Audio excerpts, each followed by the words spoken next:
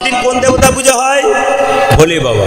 আচ্ছা মায়েরা আশ্চর্য হবেন, সোমবার দিন ভোলে বাবার মাথায় হোক শিবলিঙ্গে হোক আপনার বেলপাতা দিন, কিন্তু আপনারা মাথায় রাখবেন সোমবার দিন কিন্তু বেলপাতা তুলতে নাই। আপনি আগের দিন তুলে রাখবেন, পরের দিন দেবেন, কিন্তু সেই দিন যদি তোলেন মহা মহা অপরাধের ভাগী হতে হয়। ওই জন্য খুব সুন্দর শুনে নিন, বেলপাতা সোমবার তুলতে নাই। সব দেবদেবীর মন্দির, ভগবানের মন্দির 4 বার পরিক্রমা করতে হয়। এদিকে ভগবান কৃষ্ণ বিষ্ণু সবার মন্দির 4 বার পরিক্রমা করতে হয়। দেবদেবীর মন্দির 3 বার পরিক্রমা করতে হয়, কিন্তু বাবা ভোলার মন্দির শিবলিঙ্গকে হাফ বার পরিক্রমা করতে, অর্ধেক বার। কিরকম আমার দিকে তাকান, ধরুন এটা শিবলিঙ্গ, এটা শিবলিঙ্গ, আপনি এ পাশ থেকে এই পাশ গেলেন, আবার এ পাশ থেকে এখানে এলেন, পেরিয়ে গেলেন না কিন্তু।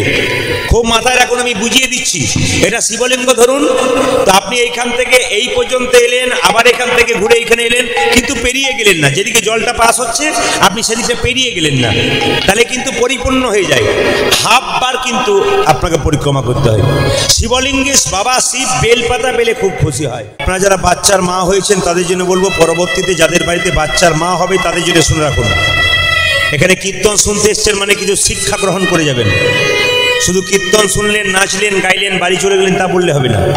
এই আসরে এসছেন কেন? কিছু শিখতে, সেগুলো শিখবেন, জানবেন, আপনি নিজে ব্যবহার করবেন, লোককে বলবেন, আপনার কাজে লাগবে। মেয়েদের পেটে বাচ্চা থাকলে 3টে নিয়ম পালন করতে হয়। কইমু না কইমু না,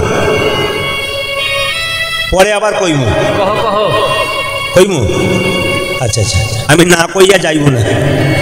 এইদিকে দেখান মায়েরা, মেয়েদের পেটে বাচ্চা থাকলে 3টে নিয়ম পালন করতে হয়। প্রথম হচ্ছে, মায়েরা শুনে রাখবেন, প্রথম নিয়ম হচ্ছে যে মেয়ের পেটে বাচ্চা থাকবে, খুব কান খুলে শুনে নিন এবং কথাগুলো ব্যবহার করবেন, জীবন সুন্দর হবে। শুধু শুনবেন আর চলে গেলেন তা বললে হবে না, শুনে ব্যবহার করবেন। আপনার পাড়াতে কোনো মেয়ের পেটে বাচ্চা এলে আপনাকে সে যদি শ্রদ্ধা করে, আপনি তাকে জ্ঞানটা দেবেন, শোন মা এগুলো করতে হয় ভালো সন্তানের জন্ম। মেয়েদের পেটে বাচ্চা থাকলে প্রথম নিয়ম হচ্ছে, সে প্রত্যেক দিন স্নান করে সে ভগবানের মন্দিরে একটা কথাই বলবে, কি?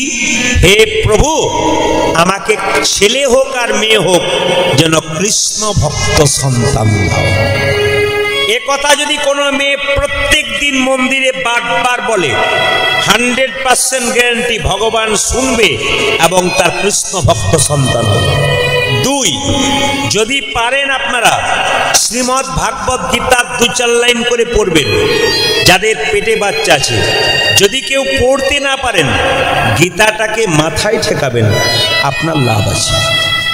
3, আপনাকে প্রত্যেক দিন তুলসী মন্দিরে 1 ঘটি করে জল, এই যে পেটে বাচ্চা থাকলে মেয়েদেরকে প্রত্যেক দিন তুলসী মন্দিরে জল ঢালতে হয়। শুধু পেটে বাচ্চা থাকবে তারা নয়, আপনারা সবাই জল ঢালবেন। যারা কীর্তন শুনতে এসছেন, শুধু টাকা পয়সা গাড়ি বাড়ি হলে সংসারের মঙ্গল হয় তা নয়, কিছু ধর্মীয় আচার আচরণ করতে হয়। গোবিন্দের আশীর্বাদ থাকলে আপনি অনেক বড় হবেন, অনেক কৃপা কিন্তু আপনার হবে। আজকে দেখুন কার্তিক বাবু যে অনুষ্ঠানটা করাচ্ছেন, এই যে এত বড় একটা অনুষ্ঠান প্রতিষ্ঠা করলেন, কিন্তু তার তো মনের মধ্যে জেগেছে যে একটু মহামন্ত্র ভগবানের নাম, একটু লীলা কীর্তন দেবো, ভক্তরা পদধূলি দেবে, আর ভক্তরা পদধূলি দিলে এই জায়গাটা বৃন্দাবন তৈরি হয়ে যাবে। এই জন্য আপনাদের কাছে নিবেদন রইল, যে যেখানে বসে আছেন মন দিয়ে শুনবেন। স্নান করার পর বেশিক্ষণ নয়, মাত্র 2 মিনিট কি 5 মিনিট সময় নেবেন দাদা ভাইরা মায়েরা, তুলসী গাছে একটু জল দেবেন, একটা ঘটিতে করে নিয়ে জল দেবেন। আপনি শুধু দেবেন তা নয়, আপনার ছোট্ট বাচ্চাটাকে বলবেন তুইও আয়, মানে আপনি শেখাবেন, আপনার বাচ্চা শিখবে। দেখবেন বাঘিনী যখন বাচ্চাকে সাঁতার শেখায়, কে গল্প করে? আপনাদের কি বলছি, আপনাদের এই যে বলছি, আপনাকে বলছি, আপনি বুঝতে পারছেন না, আপনি গল্প করলে ওই পর্যন্ত যাচ্ছে। কানে কানে বলুন কিংবা হেডফোন নিয়ে বলুন, আপনার সুবিধা হবে। হরে কৃষ্ণ। যে যেখানে বসে আছেন মায়েরা মন দিয়ে শুনবেন, বাঘিনী যখন সাঁতার শেখায় বাচ্চাদেরকে, বাচ্চাগুলো জলে নামে না, আগে বাঘিনী নেমে যায়, তারপর বাচ্চা নামে। আপনি ধর্মের পথে নামবেন, তবে আপনার বাচ্চা নামবে।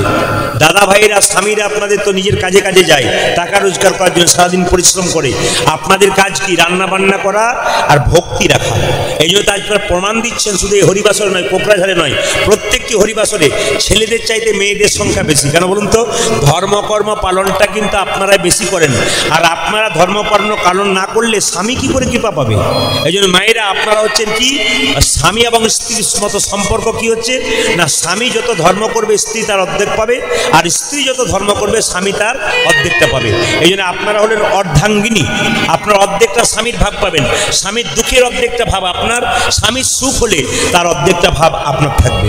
এই জন্য মাথায় রাখবেন, তুলসী গাছে জল দেওয়ার নিয়মটা একটু বলে, এই যে তুলসী গাছে জল দেওয়ার নিয়মটা একটু বলে দিই আপনারা যারা আছেন। তুলসী গাছে জল কিন্তু ভিজে কাপড়ে দেবেন না, তুলসী মন্দিরে জল দেবেন শুকনো কাপড়ে। কেন বলুন তো? ভিজে কাপড়ে দিলে ভিজে কাপড়ের জল তুলসী মন্দিরে যত পড়বে তত কিন্তু, হ্যাঁ, তুলসী মন্দিরে যত পড়বে তত আপনার পাপ হবে। তুলসী মন্দিরে জল দেবেন, কিন্তু যে গর্তটাতে জল দেবেন যেন জলটা উপচে না পড়ে যায়। কি বললাম? এদিকে জল ঢালছেন, জলটা যেন উপচে বাইরে না পড়ে যায়, কিছুটা ফাঁকা থাকে। জল ঢালবেন, কিছুটা ফাঁকা থাকবে।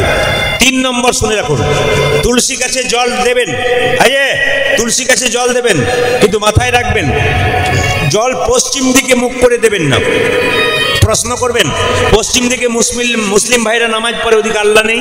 হ্যাঁ আছে, ওদের শাস্ত্র বলছে ওইদিকে কাবা মসজিদ আছে, ওটাকে লক্ষ্য করে নামাজ পড়ে।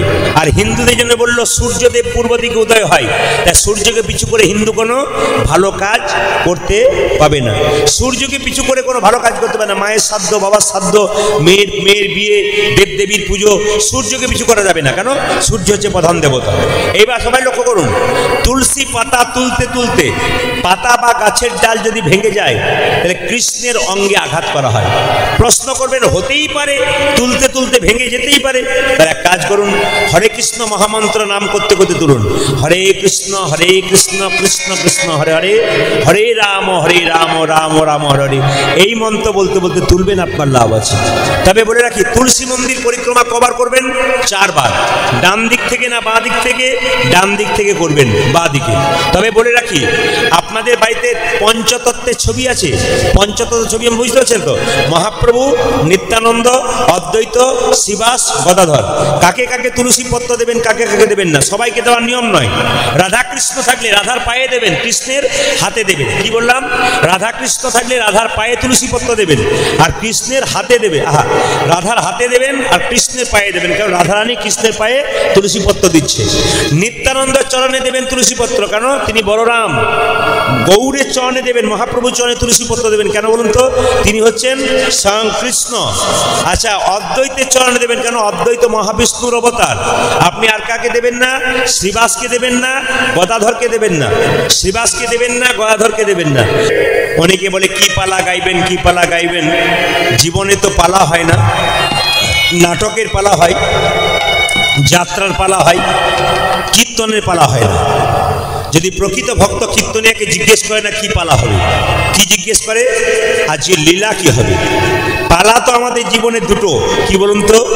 একটি আসার পালা আর একটি, জোরে বলুন, হ্যাঁ, এই দুটো পালা কিন্তু সবার জীবনে আসবে, একটি আসার আর একটি যাওয়ার। আচ্ছা, যদি এত করে বললেন, আচ্ছা এই ক্যামেরাম্যানকে বলবো, আপনি বারবার ওখানে দাঁড়াবেন না, যারা পেছনে আছে অসুবিধা হচ্ছে, খুব অসুবিধা হচ্ছে। আপনি ওটাকে সরে, দেখুন আমার ক্যামেরা আছে, ওরা কিন্তু সরে চুপচাপ বসে আছে। আপনি ওখানে দাঁড়াবেন না, ওখান থেকে সরে যান, একবারে সরে যান ওখান থেকে, ওদের ডিস্টার্ব দেবেন না। যারা সামনে বসে আছে আপনাকে দেখে অসুবিধা হচ্ছে, চেয়ারে বসে আছেন বাইরে একটু সাইডে, আপনারা বসে বসে কোনো গল্প করছেন, আপনারা শুধু কীর্তন করছেন তা নয়, গল্প করছেন আপনারা, ওই গল্পটা শুনতে পাচ্ছেন লোকে। হরে কৃষ্ণ। যে যেখানে আছেন আপনার মন দিয়ে শুনবেন। মায়েরা, পালা জীবনে দুটো, একটি আসার, একটি যাওয়ার। ঠান্ডা মাথায় উত্তর দেবেন তো, যারা কীর্তন শুনতে এসছেন তাদের কোন পালাটা শেষ হয়েছে, আসারটা না যাওয়ারটা? জোরে বলুন, কোনটা শেষ হয়েছে? আসারটা। বাকি আছে কোনটা? একটু জোরে বলবেন, বাকি আছে কোনটা? এত যদি বুঝছেন তাহলে সাদা চুলে গোদরেজ নিচ্ছেন কেন? সবই তো বুঝতে পারছি। দেখবেন আমরা মৃতদেহ যখন নিয়ে যাই, বলো হরি, বলো হরি, আমিও প্রণাম করি, আপনারাও প্রণাম করেন। আর কি ভাবেন বলুন তো? ও বোধ হয়ে গেল, আমি বোধ হয়ে যাবো না। এটা কিন্তু আমরা ভাবি। কিন্তু যিনি এরকম করে হেলতে তুলতে গেলেন, তিনি শিখিয়ে দিয়ে গেলেন, আমাকে দেখে শেখো, তোমার চাইতে আমি সংসার আগে এসেছিলাম, আমি যেমন হেলতে তুলতে চললাম, আমাকে দেখে শেখো, তোমাকেও কিন্তু একদিন সংসার ছেড়ে হেলতে তুলতে চলে যেতে হবে। বাঁচার জন্য কেউ আসে নাই বাবা, সবাইকে মরতে হবে। আজকে লীলাটির নাম কি জানেন? একটি ছোট্ট ভক্ত লীলা, ভক্ত চরিত্র। আপনারা, নারী যদি নারীর মতো হয় তবে পুরুষ ওপরে ওঠে, আর নারী যদি আনারী হয় পুরুষ নিচে নামে। নারী যদি নারীর মতো হয় তবে পুরুষ ওপরে ওঠে, আর নারী যদি আনারী হয় তবে পুরুষ নিচে নেমে যায়। নারী ছিল পদ্মাবতী, জয়দেবকে গোবিন্দের চরণ পাইয়ে দিয়েছিল। নারী ছিল রামী, রজকিনীর মেয়ে, চণ্ডীদাসকে ভালোবেসে পদকর্তা তৈরি করেছিল। নারী ছিল রামকৃষ্ণদেবের স্ত্রী সারদা মা, তিনি রামকৃষ্ণদেবকে পরমহংস তৈরি করতে সাহায্য করেছিলেন। এই জন্য মায়েরা, আপনারা স্বামীর পাশে থাকলে আপনাদের স্বামী এগিয়ে যাবে না, এ কথা কে বলেছে? এই জন্য প্রত্যেকের কাছে আজকে নিবেদন রইল, বিল্লমঙ্গলকে ভালোবেসেছিল চিন্তামণি, একটা পতিতা মেয়ে হয়ে বিল্লমঙ্গলকে গোবিন্দ চরণে পাইয়ে দিল। আজকে তারই গল্প আপনাদের বলবো। বিল্লমঙ্গল চিন্তামণি, একটি পতিতা মেয়ে কিভাবে বিল্লমঙ্গলকে ভালোবেসে বৃন্দাবনে পাঠিয়ে দিল। এই বিল্লমঙ্গলের জন্ম কথা একটু বলি মায়েরা। দেখবেন গাড়ি বাড়ি টাকা পয়সা ধন দৌলত সব আছে, একটা জিনিস না থাকলে কিন্তু মনে সুখ নাই, সংসারে শান্তি নাই। বলুন তো কি? যদি বাড়িতে কোনো ছেলে মেয়ে না থাকে। যে জমিতে ধান হয় না সে জমির দিকে যেমন মানুষ তাকায় না, যার কোলে বাচ্চা নাই, যে বাচ্চা জন্ম দিতে পারে নাই, সেই মেয়েকে সমাজের মুখে কত কথা শুনতে হয়। এই জন্যে বিল্লমঙ্গলের মায়ের নাম হচ্ছে কি? ভবানী দেবী, আর বাবার নাম কি? শিবশঙ্কর রায়। জাতিতে ব্রাহ্মণ, বহুদিন বিয়ে হয়েছে, মা সন্তান হয় নাই, কিন্তু সবার সন্তানরা মা মা বলে ডাকে। যে মা হতে পারে না তার ভেতরটা তখন কাঁদে, আমি যদি মা হতে পারতাম, আমার ছেলে আমাকে মা বলে ডাকতো, আমার হৃদয় পরিপূর্ণ হয়ে যেত। বিল্লমঙ্গলের মা, বিল্লমঙ্গলের তখন জন্ম হয়নি, পাড়ার মেয়েরা বললো, হ্যাঁ গো ভবানী দেবী, তুমি সব দেবীর মন্দিরে পুজো করেছো, একটা দেবতাকে পুজো করেছো? বলে কোন দেবতা? মায়েরা, সোমবার দিন কোন দেবতার পুজো হয় জোরে বলুন? কার? ভোলে বাবা। ভোলা না, তাই ভাবলো মা কালী বোধহয়। আচ্ছা মায়েরা, কিছু মনে করবেন না, সোমবার দিন বাবা ভোলার মাথায় বা শিবলিঙ্গে আপনার বেলপাতা দিন, দেখবেন কিছু মনে করবেন না, এই দিয়ে তাকাবেন। আচ্ছা মায়েরা, সবাই জল ঢালেন তো জোরে বলুন? হ্যাঁ না না। আচ্ছা আচ্ছা, কিছু মনে করবেন না, এবছর শিবরাত্রির দিনে, আস্তে আস্তে শব্দ নয়, এবছর শিবরাত্রির দিনে আমার বাড়ির পাশেই গ্রাম ছিল, মানে 50 কিলোমিটার দূরে। ভাবলাম বিকালে যাব, পাশের বাড়ির বৌদি জল ঢালতে গিয়ে ঘরে এসে খুব কাঁদছে। আমি জিজ্ঞেস করলাম, বৌদিমণি কাঁদছো কেন?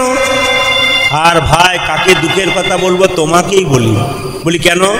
আইবুড়ো থেকে শিবলিঙ্গে জল ঢাললাম, শেষে জল ঢালা পাটি পেলাম। মানে বুঝতে পেরেছেন? কিছু বুঝলেন না? বুঝলেন না? জল ঢালা পাটি মানে বুঝতে পেরেছেন? হ্যাঁ, মানে জল ঢালতে, সেই জল নয়, লাল নীল হলুদ সাদা ওই জলে কথা। আপনাদের এখানে মাতাল নাই, এটা শুনে খুব খুশি। কোকরাঝাড়ে মাতাল নাই, একটাও মাতাল নাই। মায়েরা বলছেন রাত হোক, তারপর দেখবেন কি অবস্থা। এখানে 2-4টা পার্টি আসবে না তা নয়, না না, এখন একটা শো হয়ে গেছে। কি? এইটা না হলে মজ হয় না। কিন্তু আমি সবাইকে সাবধান করে যাই, মায়েরাই পারে পুরুষকে সোজা করতে। ভালো করে শুনবেন, যে একদিন চুরি করে তার 2 দিন চুরি করার ইচ্ছা জাগে, যে 2 দিন চুরি করে তার 4 দিন চুরি করার ইচ্ছা জাগে। আপনার স্বামী যখন মদ খেয়ে বারবার বাড়ি আসবে, আজকে পুজোর দিনে একটু খেলাম, দেখবেন তারপর দিনও খাবে। তার মানে কি বলি, দুর্গা পুজোর সময় একটা ছেলে মদ খেয়েছে, তার মাকে একজন জিজ্ঞেস করছে, মন্টুর মা বলে কি, মন্টু যে খেয়ে রাস্তায় পড়ে আছে।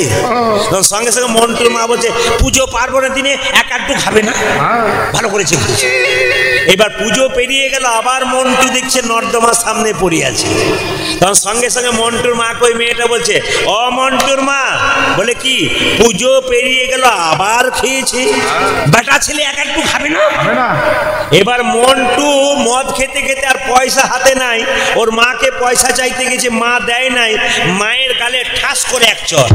ওই মেয়েটা বলছে মন্টুর মা, মন্টু নাকি তোমাকে মেরেছে, বলছে একটু খেয়ে ফেলেছে তাই মেরেছে, মানে কোনো অসুবিধা নাই কিছুতেই। আর এইদিকে তাকাবেন, আমি অনেক মেয়েকে দেখেছি যার স্বামী রাত্রিবেলায় মদ খেয়ে দরজায় ঢুকে চিৎকার করে বলে দরজা খোলো, সঙ্গে সঙ্গে সেই মেয়েটি বলে গেট আউট, বেরিয়ে যাও, কালকে সকালবেলা আসবে।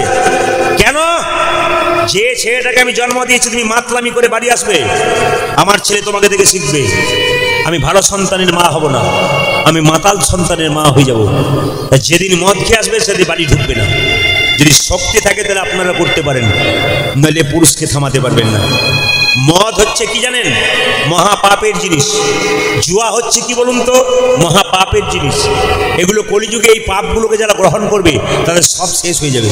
এই জন্য বারবার বলি প্রসাদ খাওয়ান মানুষকে, ভক্তি করুন, কিন্তু নেশার দিকে যাবেন না, তাহলে আপনার গোটাটাই পণ্ড হয়ে যাবে। নিতাই গৌর হরি বল। লক্ষ্য করুন মায়েরা, বিল্লমঙ্গলের মা, বিল্লমঙ্গলের জন্ম হয় নাই, ভবানী দেবী চিন্তা করে বলল, চিৎকার করে বলল ওম নমঃ শিবায়, ওম নমঃ শিবায়, ওম নমঃ শিবায়, ওম নমঃ শিবায়। ভক্তি ভরে থাকলে ভগবান দেয়। ওম নমঃ শিবায়,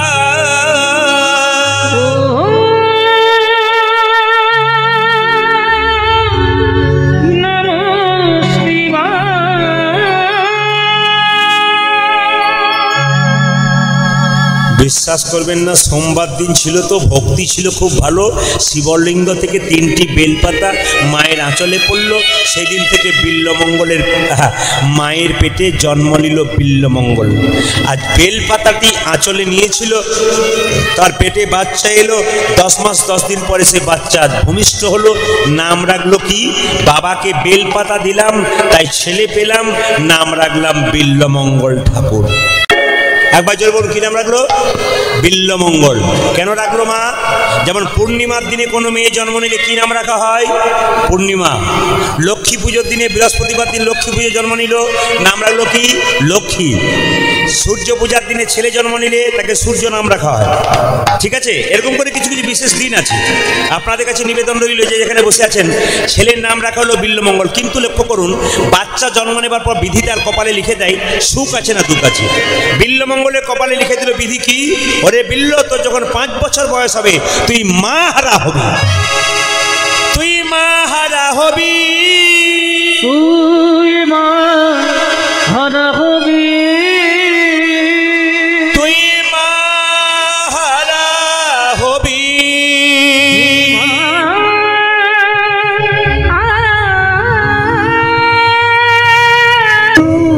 মায়েরা, বিল্লমঙ্গলের কপালে যা লিখলো তাই ঘটলো। বিধি যা কপালে লেখে তা কিন্তু ঘটবে। সবাই শুনুন, মায়ের পেটে যখন বাচ্চা থাকবে তখন কিছু নিয়ম আছে। আপনারা বৈষ্ণবের উচ্ছিষ্ট প্রসাদ খাবেন। আস্তে, কোনো সাধুগুরু বৈষ্ণবের উচ্ছিষ্ট প্রসাদ খেলে কৃষ্ণ ভক্ত সন্তান জন্ম হয়। কিন্তু দেখবেন পেটে বাচ্চা থাকলে মেয়েরা ফুচকার দোকানে ফুচকা খায় না। যে মেয়ে যত ফুচকা খাবে পেটে বাচ্চা থাকলে ও তত ফচকে ছেলের জন্ম। এই জন্য ফচকে ছেলে হয়েছে। না না, অপরাধ নেবেন না। ফুচকা নয়, সাধুগুরু বৈষ্ণবের প্রসাদ খেতে হয়। 7 মাস বয়সে সাদ খাওয়াতে যান না, জোরে বলুন। আপনাদের বটে তো 7 মাস বয়সে সাদ খাওয়ানো? এই 7 মাস বয়সে সাদ খাওয়াতে যাবেন, উল্টো পাল্টা খাওয়ালে চলবে না। আপনার কি খাওয়াতে হবে? ভগবানের প্রসাদ খাওয়াতে হবে, ছেলে কৃষ্ণ ভক্ত সন্তান হবে। এবার মাথায় রাখবেন, যে যেখানে আছেন পেটের মধ্যে বাচ্চা থাকলে যে যত মোবাইল দেখবেন, কিছু মনে করবেন না, আপনাদের এই আসামে আছে কিনা জানি না, আমাদের ওদিকে কিন্তু আছে। কি বলুন তো, পেটের মধ্যে বাচ্চা থাকলে ডাক্তারবাবু বলে তোর কোনো চিন্তা নাই, বাড়ি যা, ঘাড়ে বালিশ নিবি, পায়ে বালিশ নিবি আর শুয়ে থাকবি। বলছে কি করবো? বলছে স্ক্রিন টাচ মোবাইল নাই? বলে আছে। তাহলে এক কাজ করবি, বসে বসে শুয়ে শুয়ে স্ক্রিন টাচ মোবাইল দেখবি। এখন মেয়ের পেটে বাচ্চা আছে, স্ক্রিন টাচ মোবাইল দেখছে। বাচ্চা যখন বড় হলো, তখন বাচ্চা যখন জন্ম নিল, এদিক ওদিক তাকাচ্ছে। তখন মাটা বলছে, বাবা রে আমার ছেলে কি তাকাচ্ছে গো, যেন কি খুঁজে খুঁজে বেড়াচ্ছে, ওই স্ক্রিন টাচ মোবাইল খুঁজে খুঁজে বেড়াচ্ছে। মানে পেটে বাচ্চা থাকলে আপনি যেমন করবেন আপনার বাচ্চা কিন্তু সেরকম হবে। মায়েরা, বিল্লমঙ্গল জন্ম নিল, কিন্তু জন্ম নেওয়ার পরে হঠাৎ বিল্লমঙ্গল যখন 4 বছর বয়স হয়ে গেল, তার মায়ের একটা কঠিন রোগ হয়ে গেল, যক্ষা রোগ। কি কথা ছিল? বিল্লমঙ্গলের যখন 5 বছর বয়স হবে তখন মা হারা হবে। 4 বছর বয়সে যক্ষা রোগ হলো, খক খক করে কাছে ফোঁটা ফোঁটা রক্ত পড়ে। বিল্লমঙ্গল ছুটে যায়, মা গো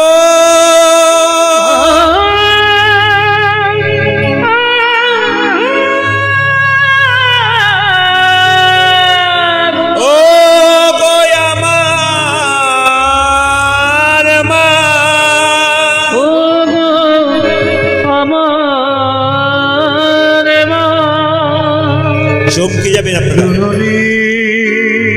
চমকে যাবেন।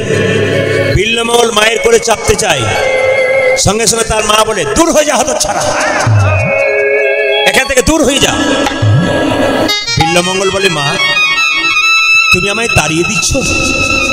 আচ্ছা মায়েরা বলুন তো, আপনাদের এখানে কারো যদি শরীর খারাপ হয়, তার বাচ্চা যদি বারবার, আপনার মনিটরের সাউন্ড কম, একবার মনিটর সাউন্ড নেই, একবার নো, এই দিকে তাকান মায়েরা।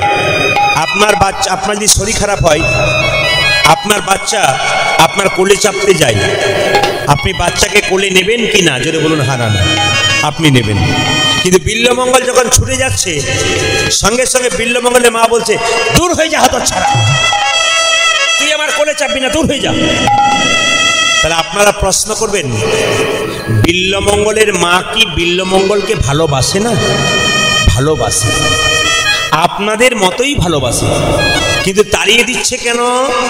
বিল্লমঙ্গলের মা জানে আমার যে রোগ হয়েছে, সেই রোগ যদি আমার ছেলের মধ্যে হয়ে যায়, তবে আমার বংশে বাতি জ্বালানোর জন্য কেউ থাকবে না, তাই আমি তাকে বারবার তাড়িয়ে দিই। একদিনে বিল্লমঙ্গল তার বন্ধুদের জিজ্ঞেস করলো, তোদের মায়ের কাছে তোরা যাস, তোর মা তাড়িয়ে দেয়? বলছে না তো। তাহলে আমার মায়ের কাছে যাই, আমার মা তাড়িয়ে দেয় কেন? আজ আমি জোর করে যাব। জোর করে বিল্লমঙ্গল মায়ের করে ঝাঁপিয়ে পড়ল, মা গো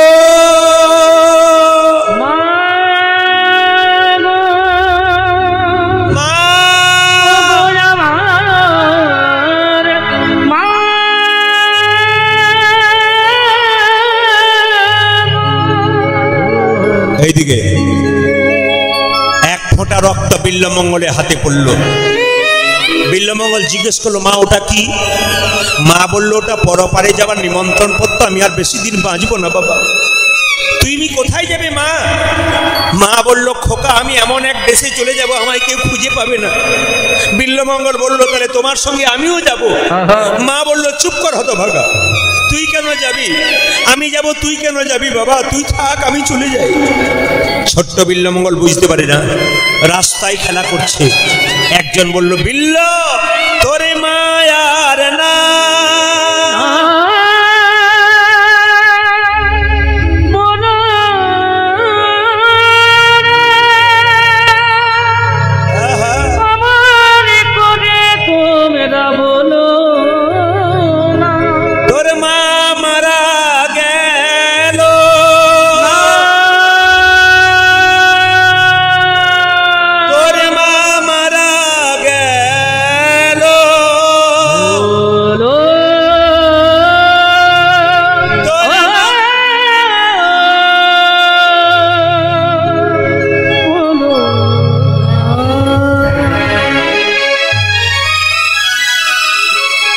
যতজন কীর্তন শুনতে এসছেন তাদের কাছে নিবেদন রইল, একবার শব্দ না করে যে যেখানে বসে আছেন, বাচ্চাদের শব্দ বন্ধ, সবাই মন দিয়ে শুনবেন।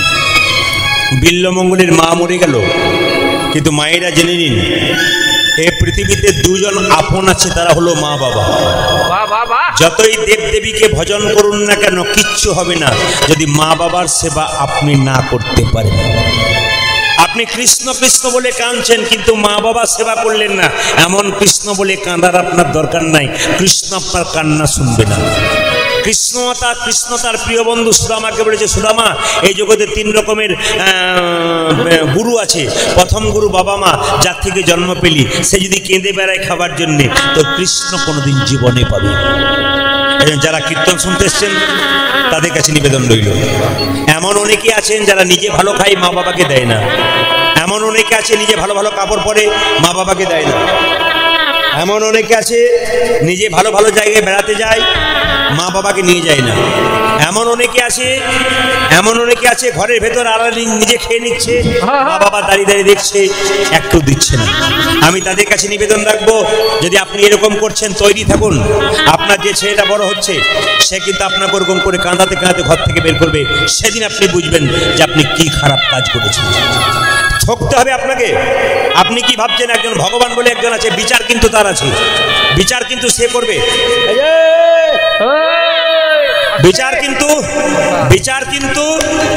বিচার কিন্তু একদিন হবেই। মা কাঁদাবেন না। মায়ের মতো আপন পৃথিবীতে কেউ হয় না। বাবা হলো বাড়ির ছাদ, মা হলো খুঁটি। এই দুটো যেদিন চলে যাবে, সংসার শেষ। যতই বলুন আপনি আপন আপন আপন আপন, এ সংসারে ছেলে মেয়ে স্ত্রী পুত্র কন্যা, এরা শুধু নিতেই চায়, দিতে জানে না। একমাত্র মা বাবাই পারে সব দিতে। আপনি মা হয়েছেন, আপনি বুঝতে পারছেন ছেলেকে জন্ম দিয়ে ছেলের প্রতি আপনার প্রেম কতখানি। মা যেমন ছেলের জন্য সব কিছু বিসর্জন দিয়ে দেয়, ঠিক সেরকম পৃথিবীতে আর কেউ পারে না, মা বাবা যেটা পারে। ওই জন্য বারবার বলবো, মা বাবাকে কাঁদাবেন না। বাবা বয়সে বড় হতে পারে, মা বয়সে ছোট হতে পারে, কিন্তু মায়ের দায়িত্ব সবচেয়ে বেশি আছে। আমি একটু প্রমাণ দিয়ে দেবো, এড়িয়ে তাকাবেন। কি প্রমাণ বলুন তো? ধরুন একটা বাচ্চা ছেলে রাস্তায় খেলা করছে, তার বাবা 1 মাস পর কাজ থেকে ফিরে আসছে, আর ছুটে যাচ্ছে বাচ্চাটা, বাপি বাপি বাপি বাপি বাপি বাপি বাপি, কোলে নাও কোলে নাও কোলে নাও। বাবা বললো, চল। কি ধুলোবালি মেখেছিস? হাতে ধরে তাকে বাড়ি নিয়ে গেল। কোলে চাপালো না, কেন? জামা প্যান্ট ময়লা হয়ে যাবে। মায়ের কাছে গেল, মা ধুয়ে মুছে পরিষ্কার করে দিল, তারপর বাবা বাচ্চাকে কোলে নিল। আচ্ছা বলুন তো মায়েরা, এতজন কীর্তন শুনতে এসছেন, আপনার বাচ্চাদের ধুলোবালি মেখে আপনার কোলে লাফিয়ে পড়ে, আপনি খেতে বসছেন, আপনি কি বাচ্চাকে তাড়িয়ে দেবেন? জোরে বলুন হ্যাঁ কি না। আপনি তাড়িয়ে দেবেন? পারবেন কি? আপনি নিজে না খেয়ে কাপড়টার দিকে তাকাবেন না ধুলোবালি লাগলো কিনা, আপনি নিজে না খেয়ে আপনার বাচ্চাকে খাইয়ে দেবেন। এরই নাম হলো মা। আর মা কাকে বলে? একটা মায়ের পেটে একটা বাচ্চা 10 মাস 10 দিন জায়গা হয়, সেই যে ছেলে বড় হয়ে কোকড়াঝাড়ে ফ্ল্যাট কিনতে পারে, কিন্তু মা বাবার একদিনের জন্য জায়গা হয় না। কীর্তন শুনে কি লাভ আছে? আসল জায়গাটাতে ফাঁক রেখে দিলেন আপনি, আপনার কীর্তন শোনা বেকার হয়ে গেল।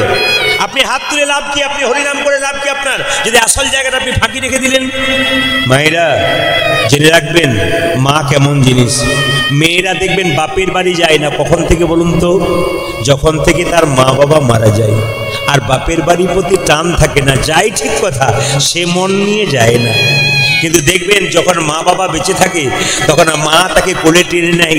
হাই, আপনার এত অভাব থাকলো, সব অভাব দূর হয়ে যায় মা যখন একবার কোলে আপনাকে জড়িয়ে ধরে। দেখবেন মেয়েরা খুব কান্নাকাটি করে যাদের মা বাবা মারা যায়, যাদের সংসারে মা বাবা নেই। আমি আপনাদের একটা ছোট্ট কথা বলি, মা কেমন জিনিস। বাড়িতে বড় বড় মাছের পিস রান্না করেছি, সবাইকে বড় বড় পিস দিয়েছে, শেষে ছোট্ট পিসটা যার জন্যে আছে, তিনি হলেন মা। জেনে নিন আপনারা, আমরা সবাই খেয়ে নি, মা দিয়ে দেয়, একবারও জিজ্ঞেস করি না তোমার আছে তো। আর সেও একবার বলে না আমি আজকে পাই নাই, তোদেরকে দিয়ে দিয়েছি, একবারও। এরই নাম মা। মায়ের হৃদয় কত বড়, সে শুধু দিতে জানে, নিতে জানে না। প্রত্যেকটি বোনেরা যারা কীর্তন শুনতে এসছে, তাদের কাছে আমার মেসেজ রইল, সংসারে তোমরাই পারো সব কিছু করতে। তোমরাই সংসারকে নামাতে পারো নিচে, সংসারকে উচিত করতে পারো। একটি মেয়ে ধ্বংস হওয়ার 3টে কারণ।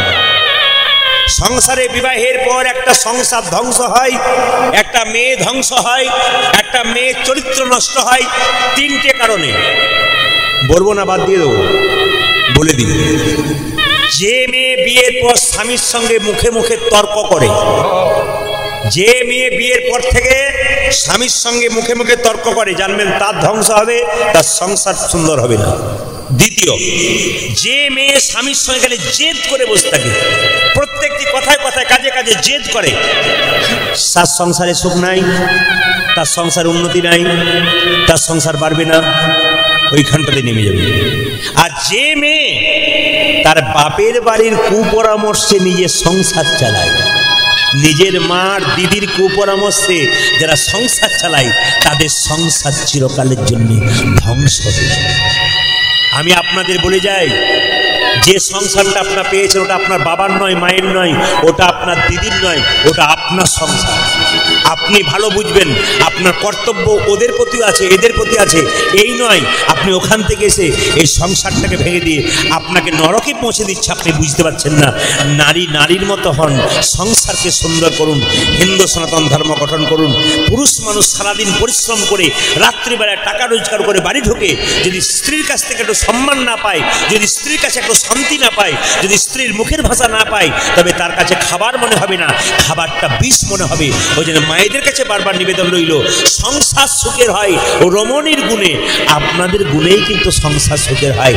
আপনারা ভালো থাকবেন তো সংসার ভালো থাকবে। এই সুন্দর সুন্দর কথাগুলো মনে নিয়ে কীর্তন শুনবেন, আপনাদের জীবন সুন্দর হবে। আপনি কাল থেকে নিজেকে ব্যবহার করুন, নিজেকে সুন্দর করুন, আপনার জীবন সুন্দর হবে। একটা কথা বলি, একটা ছেলে যদি একটা বংশের প্রদীপ হয়, একটা মেয়ে দুটো বংশের প্রদীপ। যদি কোনো মেয়ে সংসারে সে খারাপ ব্যবহার করে, সেভাবে আমি রানী সেজে বসে আছি, লোকে আমায় ভালো বলছে, না লোকে তোমাকে খারাপ বলছে, পাড়া প্রতিবেশীর লোক বলা বলি করছে, ওই মেয়েটা খারাপ কেন বলতো, ওর বাবার বংশটা খারাপ। আর আপনি যদি সংসারে ভালো ব্যবহার করেন, সবার সঙ্গে ভালো ব্যবহার করেন, লোকে বলবে মেয়েটা এত ভালো কেন বলতো, আসলে ওর বাবার বংশটা ভালো। আপনি আপনার বাবার বংশের নাম রাখার জন্যে, বাবার মান রাখার জন্যে আপনাকে সংসারে ভালো ব্যবহার করতে হবে। আপনারা একটু জোর করে বলবেন তো, ছেলের যদি বাবা মারা যায়, মা টেনে হিঁচড়ে মানুষ করে, কিন্তু মা যদি মারা যায়, বাবা কিন্তু মানুষ করতে পারে না, ঠিক না? জোরে বলুন। ছেলে যদি বাবা মারা যায়, মা দেখবেন টেনে হিঁচড়ে ছেলে মেয়েকে মানুষ করে দেয়, কিন্তু ছেলের যদি মা মারা যায়, বাবা মানুষ করতে পারে না। কেন? বাবা দায়ী নয়, সমাজ দায়ী। বিল্লমঙ্গলের মা মারা গেল, তখন বিল্লমঙ্গলের 5 বছর বয়স, বিল্লমঙ্গলকে তার বাবা শিবশঙ্কর শাসন করে, কিন্তু শাসন করতে গেলে লোকে বলে, এ শিবশঙ্কর তোমার লজ্জা করে না? ছেলেটার মা মারা গেল, মা মরা মেয়ে, মা মরা ছেলে, আর তুমি তাকে মারধর করছো, তোমার লজ্জা করে না? পাছে লোকে কিছু বলে, এই জন্য কিছু বলতে পারে না। কিন্তু যদি মেয়ের বা ছেলের বাবা মারা যায় আর মা যদি তাকে শাসন করে, লোকে বলবে ঠিক করছে, ভালো করছে। বাবাটা মরে গেল, তখন ছেলে বেড়াচ্ছে, পড়ছে না, আপনাদেরকে সাপোর্ট করে মায়েরা। মা কিন্তু টেনে হিঁচড়ে ছেলেকে মানুষ করে দেয়, কিন্তু বিল্লমঙ্গলে বাবা শিবশঙ্কর মানুষ করতে পারলো না। যারা এখানে কীর্তন শুনতে এসছেন তাদের কাছে নিবেদন, এই যে যারা কীর্তন শুনতে এসছেন তাদের কাছে নিবেদন রইল, বাচ্চাকে মানুষ করতে গেলে খুব মাথায় রাখবেন, কতগুলো কথা আমি বলে যাই। বাচ্চাকে মানুষ করতে গেলে বাচ্চার মনটা হচ্ছে কচি বাঁশের মতো, আপনি যেদিকে বাঁকাবেন সেই দিকে বাঁকবে, বাঁশ মোটা হলে আর বাঁকবে না। শিক্ষা যদি দেবেন বাচ্চা থেকে দিন, শিক্ষা দেবেন বড়তে, ও শুনবে না, আপনার মুখের উপর কথা বলবে। এই জন্য ছোট যখন বাচ্চা থাকবে, আপনি সব, এই যে যারা মা হয়েছেন, ছোট বাচ্চা থাকবে, সকালবেলা ঘুম থেকে উঠে বলে দেবেন, একবার জয় নিতাই বলে দাও বাবা, একবার জয় নিতাই বলে দাও, ঠাকুরকে একবার বলে দাও জয় নিতাই, জয় নিতাই। কোনো লোক বাড়িতে এলে যদি বলে কেমন আছো খুকি, বলো বলো, কি বলবে বলো, জয় নিতাই বলে দাও, হরে কৃষ্ণ বলে দাও, হরে কৃষ্ণ বলে দাও। এটা আপনাদের দায়িত্ব রইল।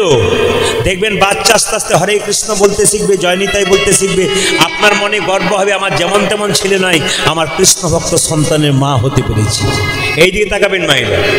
বাচ্চার এইদিকে, বাচ্চার 5 বছর পর্যন্ত কোনো দোষ ধরবে না। চাণক্যদেব বলল, বাচ্চার যতদিন 5 বছর বয়স থাকবে আপনি দোষ ধরবেন না, খেলবে, পড়বে, ভাঙবে, কিচ্ছু বলবেন না। কিন্তু বাচ্চা যখন 5 থেকে 15 বছর বয়স, হাতে মোবাইল দেবেন না।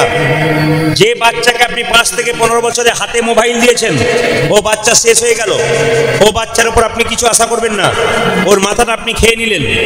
এই জন্য ছেলেকে 5 থেকে 15 পর্যন্ত একবার শাসনে চোখে রাখবেন, মেয়েকে 5 থেকে 15 পর্যন্ত চাণক্যদেব বলল শাসনে চোখে রাখবেন। যখনই ছেলে মেয়ের বয়স 16 পেরিয়ে গেল, তখন বন্ধুর মতো ব্যবহার করবেন, পুত্র মিত্র বদাচরে, বন্ধুর মতো ব্যবহার করবেন। ছেলে মেয়ে বন্ধু হয়ে গেলে আপনার সংসারে কোনো অশান্তি থাকবে না। তবে সবাই লক্ষ্য করুন মায়েরা, ছেলেকে মানুষ করতে গেলে বাবারও দায়িত্ব আছে, মেয়েকে মানুষ করতে গেলে মায়েরও দায়িত্ব আছে। এই যে ছেলে মেয়েকে মানুষ করতে গেলে মা বাবার দায়িত্ব আছে। কেন? মা যেমন হবে ছা তেমন হবে, বাবা যেমন হবে তার বাচ্চা তেমন হবে। বাবা হরিনাম শুনবে না, মাতলামি করে ঘুরে বেড়াবে, তার বাচ্চা ভবিষ্যতে মাতাল হবে। আপনি হরিনাম শুনবেন, আপনি হরি কথা বলবেন, হাত তুলবেন, আপনার শরীরে কৃষ্ণ নামে রক্ত বইছে, আপনার ছেলে বড় হবে সেও কীর্তন শুনবে। আর আপনি লোকের সঙ্গে দুষ্টুমি করবেন, মারামারি করবেন, মদ খাবেন, আপনার ছেলে বড় হয়ে ও সেইটাই করবে, কারণ আপনি তো শিখিয়ে দিয়েছেন। আপনার রক্ত তো ও শরীরে গেছে, ও তো অন্য লোকের রক্ত পায় নাই যে আপনার ভালো সন্তান হয়ে যাবে। তবে প্রশ্ন করবেন, ভক্ত প্রহ্লাদ হিরণ্যকশিপু তার বাবার নাম, সে অন্যায় অত্যাচার করেছিল যুগ যুগ ধরে, সে কেন ভালো সন্তান হয়ে গেল, কৃষ্ণ ভক্ত হয়ে গেল? মায়ের জন্য হলো। কেন? ভক্ত প্রহ্লাদ যখন মায়ের পেটে ছিল, কয়াধুর পেটে, তখন কয়াধু বৈষ্ণবের চরণ সেবা করেছিল বলেই তো কৃষ্ণ ভক্ত সন্তান লাভ করেছিল। ওই জন্য আমি আগেই বললাম, মা যেমন হবে ছা তেমন হবে। একটু মাথায় রাখবেন, যারা নবদ্বীপ মায়াপুরে কেউ গেছেন, নবদ্বীপ মায়াপুরে কেউ গেছেন, হাত তুলবেন। নবদ্বীপ মায়াপুরে গেছেন? আচ্ছা, মায়াপুরে গিয়ে শিল প্রভুপাদ দেখেছেন? শিল প্রভুপাদ মূর্তি দেখেছেন? এই শিল প্রভুপাদ যখন ছোট ছিল, কলকাতা ছেলে, তার বাবা কলকাতায় চাকরি করত, তো 9টা পর্যন্ত দরজায় বসে থাকতো। কোনো বৈষ্ণব এলে বলতো, একবার আসুন, একবার আসুন, কি হয়েছে? আমার ছেলের কাছে একবার, এ খোকা একবার প্রণাম কর, প্রণাম কর। বাবা জোর করে ডেকে বৈষ্ণবের চরণে প্রণাম করাতো। আর বৈষ্ণবকে বলতো, আমার ছেলের মাথায় একটু হাত দিয়ে আশীর্বাদ করে দাও, যেন কৃষ্ণের কৃপা হয়, যেন রাধারানীর কৃপা হয়। ওরে বাবা, এরকম বাবা না হলে কখনো সন্তান ভালো হতে পারে? বাবা যদি বৈষ্ণবকে আদর না করতে পারে, ভক্তকে আদর না করতে পারে, ছেলে ভবিষ্যতে আদর করবে কি করে? ও মায়েরা, ছেলেকে পড়াচ্ছেন, ওই অজগরটি আসছে তেরে, আয়ে আমটি আমি খাবো পেরে, হসইতে ইঁদুর ছানা ভয়ে মরে, দীর্ঘইতে গলে পাখি পাছে ধরে। মায়েরা এ কথা পড়াবেন, কিন্তু বলবেন কয়ে কৃষ্ণ কৃষ্ণ, রয়ে রাধা রয়ে রাধা, দন্তনতে নিতাই নিতাই, কয়ে গৌর কয়ে গৌর, বরকি জয় জগন্নাথ জগন্নাথ, বরকি জয় জগন্নাথ জগন্নাথ, বরকি জয় জগন্নাথ জগন্নাথ, বরকি জয় জগন্নাথ। বাবা, সব কিন্তু আপনাদের হাতে আছে, আপনারাই ছেলে মেয়েকে করতে পারেন। বিল্লমঙ্গল কি করলো দেখুন, আস্তে আস্তে 20 বছর বয়স হলো, পাড়ার কতগুলো ছেলে বলল, বিল্ল কি যাবি? বলে কোথায়? অসৎসঙ্গে মিশেছে। কোথায়? না, যে গ্রামে বাস করতো বিল্লমঙ্গল, সেই গ্রামটার নাম কৃষ্ণবেন্না গ্রাম। আপনারা যেমন কোকরাঝাড়, ওদের গ্রামটার নাম কৃষ্ণবেন্না গ্রাম। ওদের পাশ দিয়ে একটা নদী পেরিয়ে গেছে, ওই নদীটার নাম কৃষ্ণবেন্না নদী। ওই নদীর ওপারে একটা সুন্দরী মেয়ে এসেছে, হ্যাঁ, পতিতালয়ে। ওর নাম হচ্ছে চিন্তামণি, দেখতে খুব সুন্দর। চল একবার দেখে আসি। বিল্লমঙ্গল বন্ধুর সঙ্গে গেল, গিয়ে দেখলো চিন্তামণি বসে আছে, আর চিন্তার সঙ্গে যে না চোখাচোখি হয়ে গেল, বিল্লমঙ্গল আর চিন্তার প্রেমও হয়ে গেল। আচ্ছা, বিল্লমঙ্গলে যখন মা মারা গেল, তখন বিল্লমঙ্গলে কত বয়স হয়েছিল? জোরে বলুন, জোরে বলুন, কত? আঙ্গুল দিয়ে দেখান। 5। আচ্ছা, বিল্লমঙ্গলে যখন 20 বছর বয়স হলো, একটা মেয়ের সঙ্গে প্রেম ভালোবাসা হয়ে গেল পতিতালয়ে। মেয়েটার নাম কি? চিন্তামণি। এই যে আপনারা কীর্তন বুঝতে পারছেন, তার জন্য ধন্যবাদ, পরিষ্কার করে বুঝিয়ে দেবো। মায়েরা প্রত্যেক দিন চিন্তার কাছে যায় আর আসে। আচ্ছা বলুন তো, কোনো ছেলে পতিতালয়ে যদি যায়, বনিতার বাড়িতে যায়, লোকে কথা কয় না? সঙ্গে সঙ্গে তার বাবাকে এসে বলছে, এই যে এই যে এই যে শিব শঙ্কর, এই ছেলের দিকে নজর দিয়েছো? বলে কেন? তোমার ছেলে পুজো পাঠ বন্ধ করে পতিতালয়ে যায়। দেখো বাবু, আমাদের ছেলেগুলো মাথা নষ্ট করছে, তোমার ছেলেগুলো নষ্ট হচ্ছে। তোমার ছেলেকে যাওয়া আসা বন্ধ করো, তোমাকে আর তোমার ছেলেকে গ্রাম থেকে তাড়িয়ে দেবো বলে দিলাম। ভালো করে শুনে রাখো মায়েরা।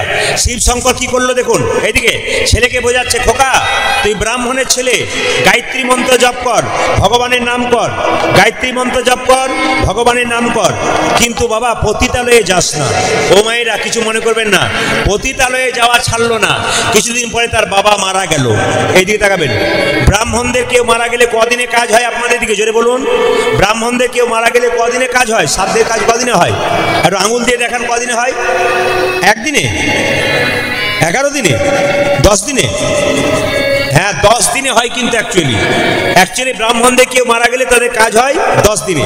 আচ্ছা বলুন তো মায়েরা, কেউ যদি মারা যায়, আত্মাটা মারা যায় না দেহটা মারা যায়? জোরে বলুন, কোনটা মারা যায়? দেহটা। তাহলে আত্মাটা কোথায় যায়? মানুষ কুলে জন্ম নিয়ে যে যেমন কর্ম করবে তার সেরকম জন্ম হবে। এই যে কীর্তনে আসরে বসে বসে কেউ যদি ঘরের চিন্তা করে, আমার ঘরে কি হলো, ঘরটা খুলে এসেছি, আমার মেয়ে কি কোথাও ফোন করছে, নাকি ছেলে কোথাও গেল, নাকি কেউ ঘরের ভেতর ঢুকে গেল, যে ঘর ঘর করবে কীর্তনে আসরে বসে, তার মৃত্যুর সময় গলাটা ঘর ঘর ঘর ঘর ঘর ঘর ঘর ঘর ঘর ঘর ঘর ঘর ঘর। গলা দেখবেন তার ঘর ঘর ঘর ঘর ঘর করবে। ওই জন্য হরিনামের আসলে যে ঘর ঘর করবে, মৃত্যুর সময় যার গলা দেখবেন বেশি ঘর ঘর করে, ও বেটা বারবার ঘর ঘর ঘর ঘর ঘর ঘর করেছে। এই জন্য কীর্তনে যখন শুনবেন তখন মন দিয়ে শুনবেন।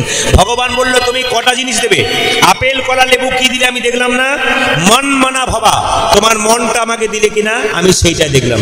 আচ্ছা, মানুষ কুলে জন্ম নেই, কেউ যদি পশুর মতো কর্ম করে তার পশু কুলে জন্ম নেবে, একবার 100% শাস্ত্র বলছে। মানুষ কুলে জন্ম নেই, কেউ যদি মানুষের মতো কর্ম করে আবার মানুষ হবে। আর মানুষ কুলে জন্ম নেই, কেউ যদি মহাপুরুষের মতো কর্ম করে তার দ্বিতীয় জন্ম হয় না, তার গোবিন্দ চরণ প্রাপ্ত হয়। কেন বলুন তো? যে ধানকে সেদ্ধ করে মাটিতে সরানো হয় তার যেমন দ্বিতীয় কাজ হয় না, যে দেহ হরিনামে সিদ্ধ হয়ে যায় তার দ্বিতীয় জন্ম হয় না। এটাই গৌর হরি বল বলে গোবিন্দ চরণ। আসুন, আপনাদের জন্ম হোক যথা তথা কর্ম যেন ভালো হয়। সবাই মিলে হাত তুলে একবার এই গানটা গান, কৃষ্ণ কেশব, সবাই মিলে গাইবেন, একসঙ্গে হাততালি দিন সবাই মিলে। আপনাদের জন্ম যেন ভালো হয়। সবাই বিল্লমঙ্গলে বাবা তো মারা গেল, আর তো প্রসাদ পাচ্ছেন না বিল্লমঙ্গলে বাবারিতে, কিন্তু আপনারা হাত তুলে গাইবেন, সবাই গান, একসঙ্গে গান, হাত তুলে। কৃষ্ণ কেশব কেশব, হাত তুলবেন। কৃষ্ণ কেশব কেশব। এখন যখন গাইবেন আপনারা একবার ভক্তি ভরে গাইবেন। ভগবানের নাম গাইতে হয় একবার ভক্তি ভরে, সংসারের কথা নয়, বাইরের কথা নয়, এক মনে গাইবেন হাত তুলে। কৃষ্ণ কেশব কৃষ্ণ মাধব সোধা মাখা এই নাম, হরি নাম মধু মাখা এই নাম। আজ কৃষ্ণ কেশব কৃষ্ণ মাধব সোধা মাখা এই নাম, হরি নাম মধু মাখা এই নাম। আমি সবার হাতে তালি চাই, ভক্তি ভরে চাই, মন ভরে চাই। আজকে সকলেই অন্যের কথা ভাত দিন, নিজের কথা ভাবুন, ভগবানের কথা ভাবুন বসে বসে। ভগবান ছাড়া জীবনে কেউ নাই। আপনি একাই এসছেন, একাই যাবেন। ও মায়েরা, কীর্তন শুনতে এসছেন, বাড়ি যেতে পারবেন, গ্যারান্টি আছে? জোরে বলুন হ্যাঁ না না। রাস্তায় কার কি হয় বলা যায় না। রাত্রিবেলায় শোবেন, সকালবেলায় চোখ খুলবেন, গ্যারান্টি আছে? চোখ খুললে সকাল হবে, চোখ না খুললে বড়কাল হবে। এবার লক্ষ্য করুন, ট্রেন আসবার সময় সিগন্যাল দেয়, আমরা জানতে পারি ট্রেন আসে। মৃত্যু আসবার সময় কোনো সিগন্যাল দেয় না, যে কোনো মানুষের জীবনে যে কোনো মুহূর্তে আসতে পারে। তাই মৃত্যুর আগে হরিনাম করুন, আপনার জীবনে পথটা সুন্দর হবে। হাত তুলে। কৃষ্ণ কেশব কৃষ্ণ মাধব সোধা মাখা এই নাম, হরি নাম মধু মাখা এই নাম। নাম উলধ্বনি, উলধ্বনি। আজ কৃষ্ণ কেশব কৃষ্ণ কেশব সোধা মাখা হে রাম, হরি রাম মধু মাখা এই নাম নাম এই নাম জপ ভোলো আপনারি, নাম জপ ভোলো আপনারি। এই নাম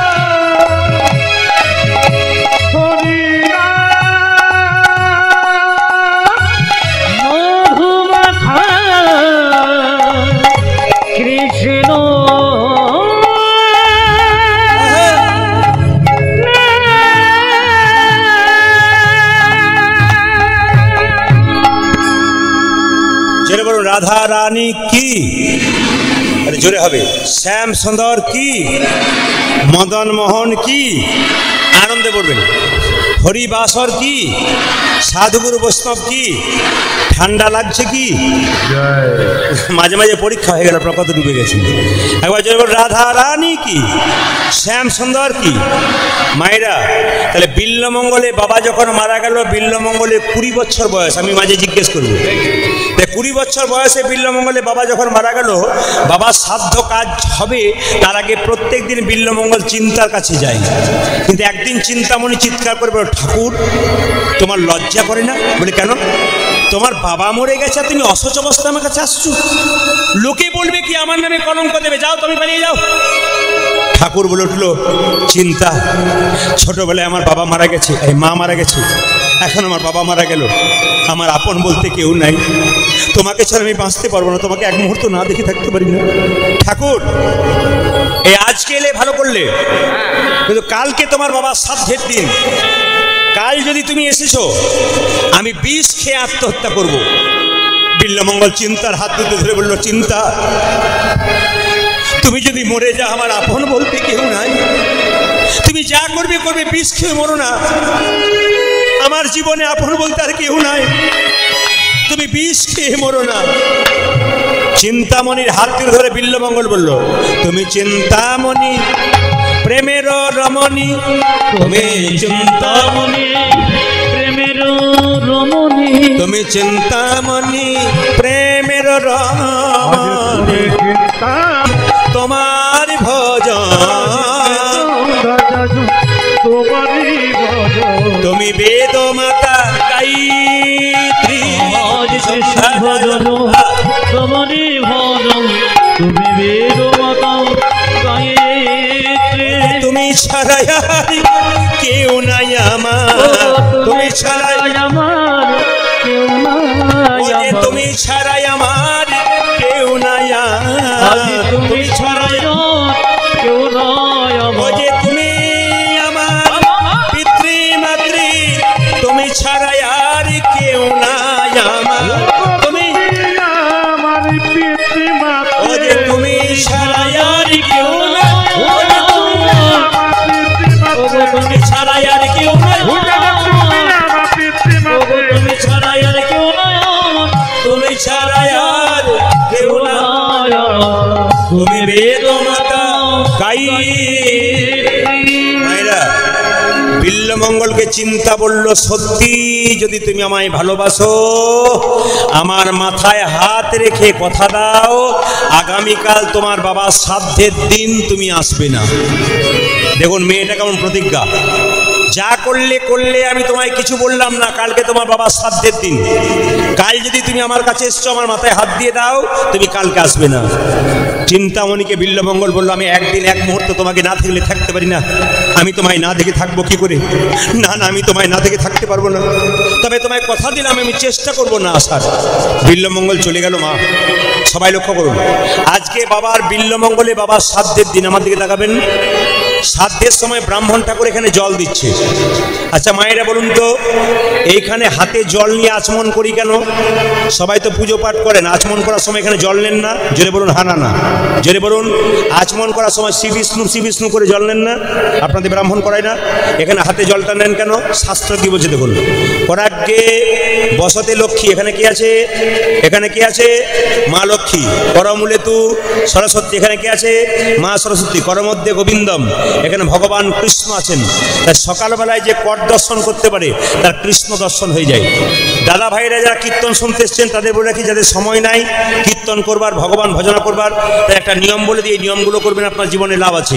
যে যেখানে আছেন সকালবেলায় ঘুম থেকে ওঠার সময় সবাইকে ভগবানের মুখ দেখে ঘুম থেকে উঠতে হয়, কিন্তু আপনারা প্রশ্ন করবেন ভগবানের ছবির দিকে তাকাবো, কিন্তু যে বাড়িতে আপনি শুয়ে থাকবেন সে বাড়িতে ভগবানের ছবি রাখতে নাই। অনেকেরই প্রশ্ন, আমাদের বিভিন্ন রকম মতামত আছে। একটা মতামতের কথা বললাম, যে বাড়িতে শুয়ে থাকবেন সে বাড়িতে মন্দির রাখতে নেই। মানে ধরুন যে রুমটাতে আপনি শুয়ে আছেন সেখানে রাধাকৃষ্ণের মূর্তি রেখেছেন, রাখতে পারবেন না। যদি রাখেন তাহলে আপনাকে শোবার সময় একটা পর্দা দিয়ে দিতে হবে, এ কিন্তু নিয়ম, খুব মাথায় রাখবেন। ভগবানের মন্দিরে আপনি ঘিয়ের প্রদীপ দেবেন, ভগবানের ডান দিকে দেবেন। তেলের প্রদীপ দেবেন, ভগবানের বাঁ দিকে দেবেন। দেবদেবীর মন্দিরে ঘিয়ের প্রদীপ দেবেন, সবসময় তার ডান দিক থেকে দেবেন। আর তেলের প্রদীপ কোন দিকে দেবেন? না বাঁ দিকে দেবেন, সোজা নয় কিন্তু। বারবার বললাম এই যে প্রদীপটা আপনারা সোজা দেখতে পাচ্ছেন, নিয়ম হচ্ছে দেব মন্দিরে ঘিয়ের প্রদীপ ডান দিকে দেওয়া, ডান দিক। এটা দেবতা, এটা দেবতার মন্দির, আপনি ডান দিকে দেবেন। এটা কিন্তু দেবতার মন্দির, ডান দিকে দেবেন। ভগবানের মন্দির, ঘিয়ের প্রদীপ ডান দিকে। আর যখন তেলের প্রদীপ দেবেন তখন বাঁ দিকে, সোজা নয় কিন্তু, খুব মাথায় রাখবেন, সোজা নয়। এবার লক্ষ্য করুন, আপনি ঘুম থেকে উঠবেন, ওঠার পর আপনি ভগবান দর্শন করতে পারছেন না, কিভাবে দর্শন করবেন? শাস্ত্র বলল নিজের হাতটাকে দেখো। ঘুম থেকে উঠে এই আঙুলটা দুটো নাও, চোখ মুজে হরে কৃষ্ণ কৃষ্ণ কৃষ্ণ হরে হরে, হরে রাম রাম রাম রাম রাম রাম হরে হরে, हरे कृष्ण कृष्ण कृष्ण हरे हरे हरे हरे हरे राम राम राम राम राम हरे हरे। আপনি চোখগুলোকে খুললেন, হাতটাকে দর্শন করলেন। গুরুমন্ত্র ভজন করবার সময় না থাকলে বিছানাতেই করবেন। প্রশ্ন করবেন বিছানা অপবিত্র জায়গা কি করে নাম করব? মহাপ্রভু বলেছেন খাইতে শুইতে যথা তথা সব জায়গায় হরিনাম করা যায়। হরিনামে কোনো সময় নাই, হরিনামে কোনো জায়গা নাই, যেখানে সেখানে যথা তথা আপনি হরিনাম করতে পারেন। হরিনাম পবিত্র, যে জায়গাতে করবেন মাতাল থাকলেও পবিত্র হয়ে যাবে, নোংরা মানুষ থাকলেও পবিত্র হয়ে যাবে, চরিত্রহীন লোক থাকলেও হরিনাম করলে তার চরিত্র পরিবর্তন হবে। লক্ষ্যহীরা সে কি করেছিল? তার চরিত্রের দোষ ছিল, কিন্তু সেই লক্ষ্যহীরা কি করেছিল মায়েরা? সেই লক্ষ্যহীরা নামের গুণে একদিন পবিত্র হয়ে গেছিল। আপনাদের কাছে নিবেদন রইল, নাম এমন একটা জিনিস যেটা করলে বারবার সমস্ত পাপ আপনার ধুয়ে মুছে পরিষ্কার হয়ে যায়। তাই আপনারা কি করবেন? ঘুম থেকে উঠে হাত থেকে দর্শন করবেন। আপনি বিছানাতেই গুরুমন্ত্র জপ করবেন, সময় না থাকলে, সময় থাকলে বাড়িতে করবেন। এইবার বলি, যখন আপনি বিছানা থেকে নামছেন, মায়েরা বাঁ পাটা আগে নামাবেন আর ছেলেরা ডান পাটা আগে নামাবেন। তবে যে মাটিতে পা দেবেন সেই মাটিতে পা দেবার আগে ঘুম থেকে ওঠার পর 1 মাস করুন, এগুলো আপনার জীবন পরিবর্তন হবে। ঘুম থেকে ওঠার পর সেই মাটিতে পা রাখার সময় একবার প্রণাম করবেন। কাকে? ভগবান রামকে, ভগবান কৃষ্ণকে, মহাপ্রভুকে। কেন? এই মাটিতে রামের জন্ম, এই মাটিতে কৃষ্ণের জন্ম, এই মাটিতে গৌরের জন্ম। যে মাটিতে ভগবানের চরণধুলি আছে সেই মাটিতে পা দেবার আগে প্রথমে প্রণাম করে নামবেন। দেখবেন আপনি 1 মাস ব্যবহার করুন এই কথাগুলো, আপনার জীবন যদি সুন্দর না হয় একেবারে 100% সুন্দর হবে। আপনার ব্যবসা বাণিজ্য সমস্ত কিছু উন্নতি হবে। আপনি সকালবেলায় ঘুম থেকে করে শুধু এই কয়েকটা কাজ করুন, বাস আপনার জীবন সুন্দর হয়ে যাবে। বিল্লমঙ্গলকে ব্রাহ্মণ বলছে, হাতে জলটা নিয়ে বল, নমঃ বিষ্ণু নমঃ বিষ্ণু নমঃ বিষ্ণু নমঃ বিষ্ণু নমঃ বিষ্ণু নমঃ বিষ্ণু নমঃ বিষ্ণু নমঃ বিষ্ণু নমঃ বিষ্ণু নমঃ বিষ্ণু নমঃ বিষ্ণু নমঃ বিষ্ণু নমঃ বিষ্ণু নমঃ বিষ্ণু নমঃ। আচ্ছা মায়েরা, বিল্লমঙ্গল আনমনা হয়ে আছে, বলুন তো কার দিকে মনটা আছে? জোরে বলুন, কার দিকে? আপনারা যে এত সুন্দর বুঝছেন তাতে ধন্যবাদ। চিন্তার দিকে মন যদি থাকে, কি আমনে কি করবে হরিনাম সংকীর্তনে বলে। আরে কি ভাবছিস বসে বসে? আরে বল না, আনমনা দেখছি কেন? নমঃ বিষ্ণু নমঃ বিষ্ণু নমঃ বিষ্ণু নমঃ বিষ্ণু নমঃ বিষ্ণু নমঃ বিষ্ণু নমঃ বিষ্ণু নমঃ বিষ্ণু। আমি নমঃ বিষ্ণু বলো, তুই চুপ করে থাকবি, বল নমঃ চিন্তামণি নমঃ চিন্তামণি নমঃ চিন্তামণি নমঃ চিন্তামণি নমঃ চিন্তামণি নমঃ।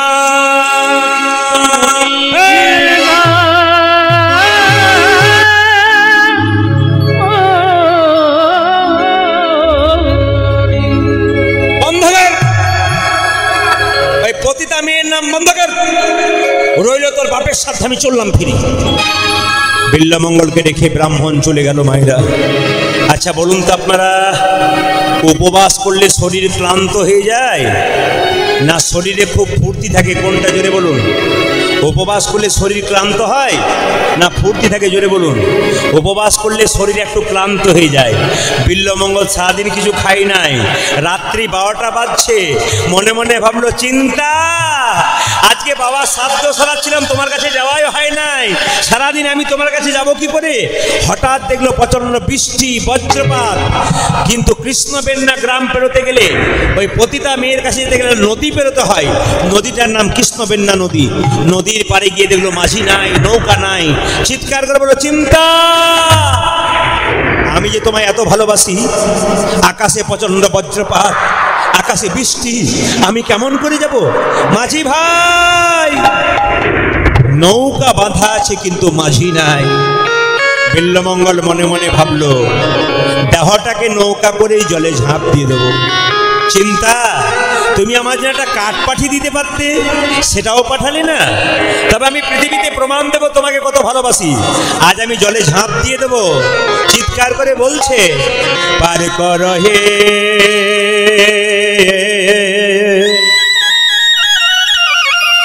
মায়েরা। আপনার উলুদ ধরে দেবেন, কেন বলুন তো? বিল্লমঙ্গল পেরোচ্ছে নদী, প্রচুর জল, একুল ওকুল বান পেরোচ্ছে। পার কর হে ও হে চিন্তামণি, আমায় পারে করো হে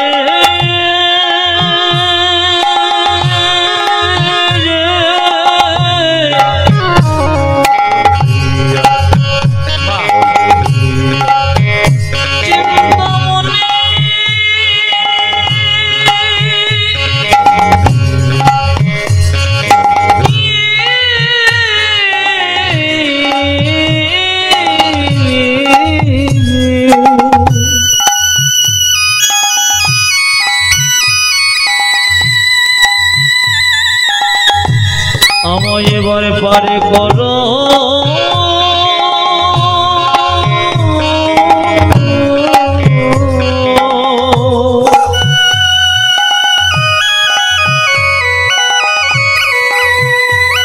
পারি করো পার কর হে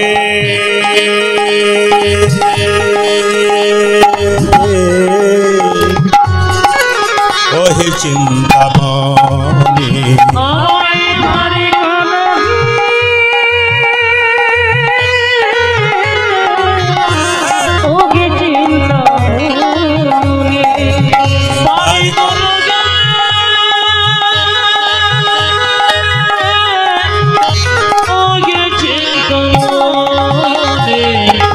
নামের মালা পইরা গলে ভাইসা দিলাম দেহ খানি নামের মালা কইরা গলে ভাইসা দিলাম দেহ খানি নামের মালা পইরা গলে ভাইসা দিলাম দেহ খানি নামের মালা কইরা গলে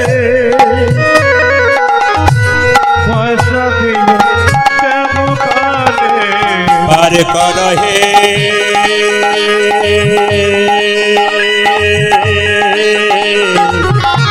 ওহে চিন্তামণি পার কর হে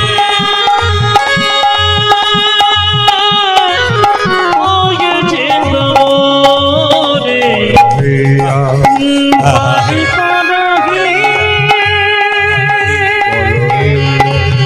পারি করো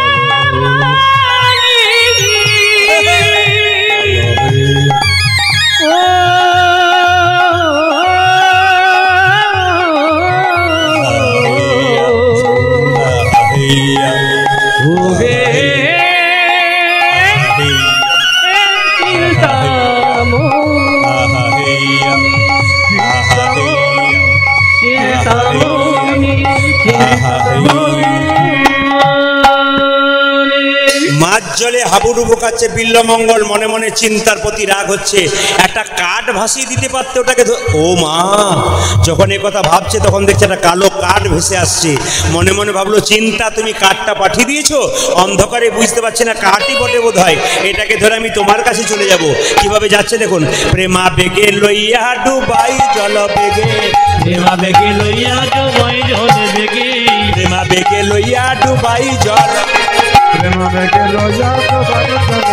ও যে ডুবিতে ভাসিতে এক সব পাইল আগে ডুবিতে ভাসিতে আগে সব পাইল ও যে ডুবিতে ভাসিতে এক সব পাইল আগে ভেসে ভেসে চলেছে ভেসে ভেসে চলেছে ভেসে ভেসে চলেছে চিন্তামণির প্রেমে পাগল হয়ে ভেসে ভেসে চলেছে মনির প্রেমে পাগল হয়ে ভেসে ভেসে চলেছে ও যে ডুবিতে ভাসিতে একে সব পাইল আগে ও যে ডুবিতে ভাসিতে একে সব পাইল আগে মা হঠাৎ যখন কালো কাঠটা পেরিয়ে নদী পেরিয়ে গেল চিন্তা তুমি আমার জন্য কালো কাঠ পাঠিয়ে দিলে আমি পেরিয়ে গেলাম কিন্তু চিন্তার বাড়িতে বিরাট বড় প্রাচীর দরজা বন্ধ ও বুঝতে পেরেছি তুমি কালো কাঠটা ভাসিয়ে দিয়ে ঘর চলে এসছো এই বাড়িতে দরজাটা বন্ধ করে ঘুমিয়ে পড়েছো আচ্ছা তুমি যদি দরজাটা বন্ধ করেই দেবে একটা দড়ি ঝুলিয়ে দিতে পারতে আমি চলে যেতাম হঠাৎ দেখছে দরজার দিকে তাকিয়ে প্রাচীরের দিকে তাকিয়ে প্রাচীরের গর্তে এক সর্বমুখ দিয়া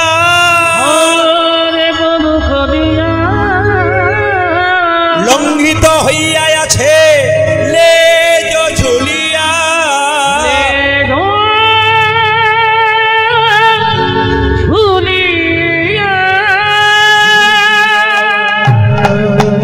বাহ নদীতে কাঠ পাঠালে দড়ি ঝোলালে, ওই দড়িটাকে ধরে যেন প্রাচীরের পাশে ঝাঁপ দিয়েছে অন্ধকারে।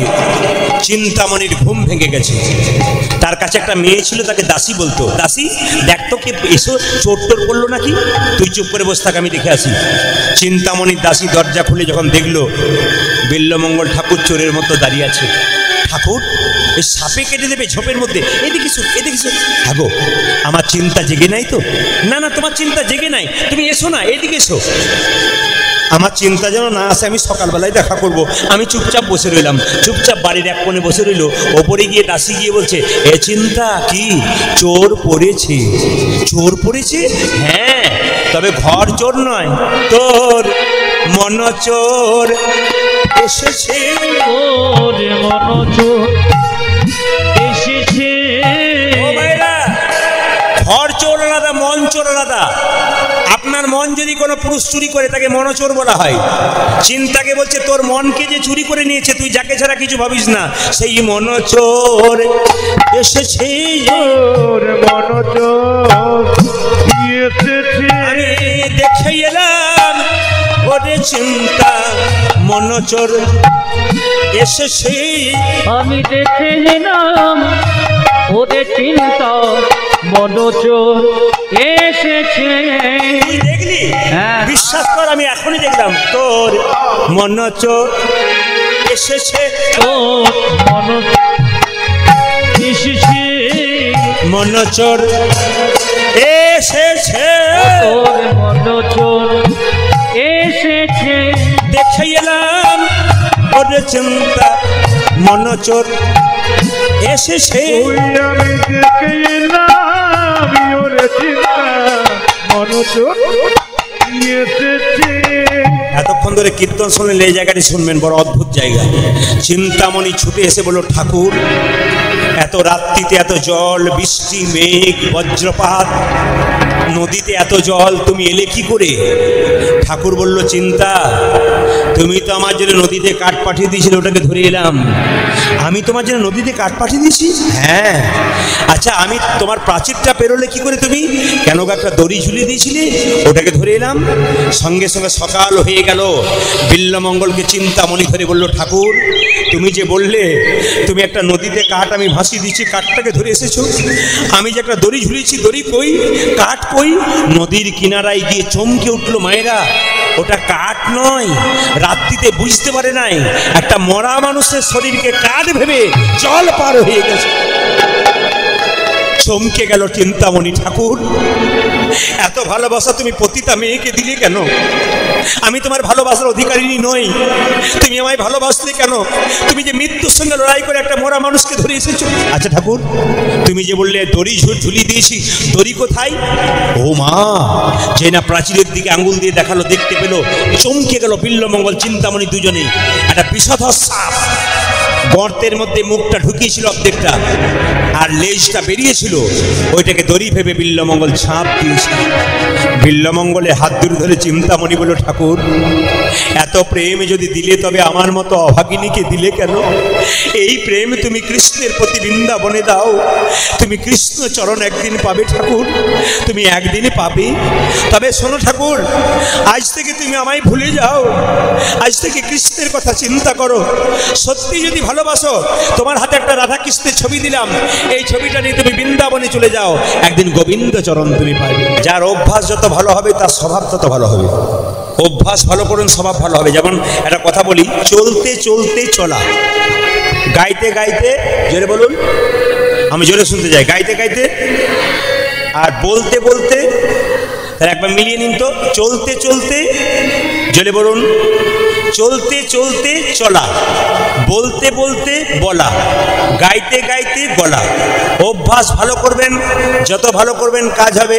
যে মেয়েটি সারাদিন কীর্তন শোনে, দেখবেন ঘুমের ঘরেও সে কিন্তু হরিনাম করছে, কারণ কীর্তন শোনা অভ্যাস আছে। আর যে মেয়েটা সকাল থেকে সন্ধ্যে পর্যন্ত খালি পাড়ায় পাড়ায় ঝগড়া করে, ও দেখবেন ঘুমের ঘরেও ঝগড়া করে বেড়াচ্ছে। আবার দেখবেন, আপনারা কিছু মনে করবেন না, সবাই লক্ষ্য করবেন এদিকে, যে ছেলেটি সকাল থেকে সন্ধ্যে পর্যন্ত খালি ফুটবল খেলে বেড়ায়, তার পাশে একবার শুয়ে দেখবেন কি হয়। এমন জোরে গোল বলে মাঝ রাতে লাথি মারবে না, 3টে পাঁজর ভেঙে বসে দেখবে। এই জন্য স্বভাব যার যেমন হবে তার তেমন কাজ হবে। আচ্ছা একটু বলুন তো, সংসারে ভগবানকে পাওয়া যায় না সংসারে বাইরে পাওয়া যায়? জোরে বলুন, বলুন। দু চারজন ভয়ে ভয়ে বলছে হবে কি না হবে দরকার নেই বলার। একজন বলছে চুপ করে থাক, যা বলবেন উনি বলবেন, পয়সা নেবেন উনি, আমাদের দরকার কি, চুপ করে থাক। ও মায়েরা এই দিকে তাকাবেন। এখন কথা হচ্ছে কি, সবাই যে এখানে বসে আছেন মন দিয়ে শুনবেন।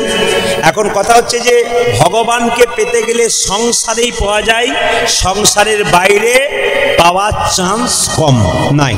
আমি একটু বুঝিয়ে দিই, একটু তত্ত্বগুলো শুনবেন যারা জ্ঞানী মানুষ এসছেন।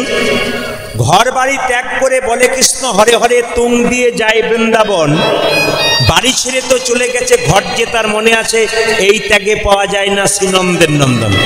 ও দিদি, ঘর সংসার ত্যাগ করে বৃন্দাবনে যাচ্ছেন, কোকরাঝাড় থেকে রেল স্টেশনে চাপছেন বৃন্দাবনে যাব, মাঝপথে মনে পড়ে গেল মেয়েটার বিয়ে হলো না, ছেলেটার চাকরি হলো না, এরকম পিছু চিন্তা যার থাকবে ভগবানের চরণ তার পাওয়া যাবে না।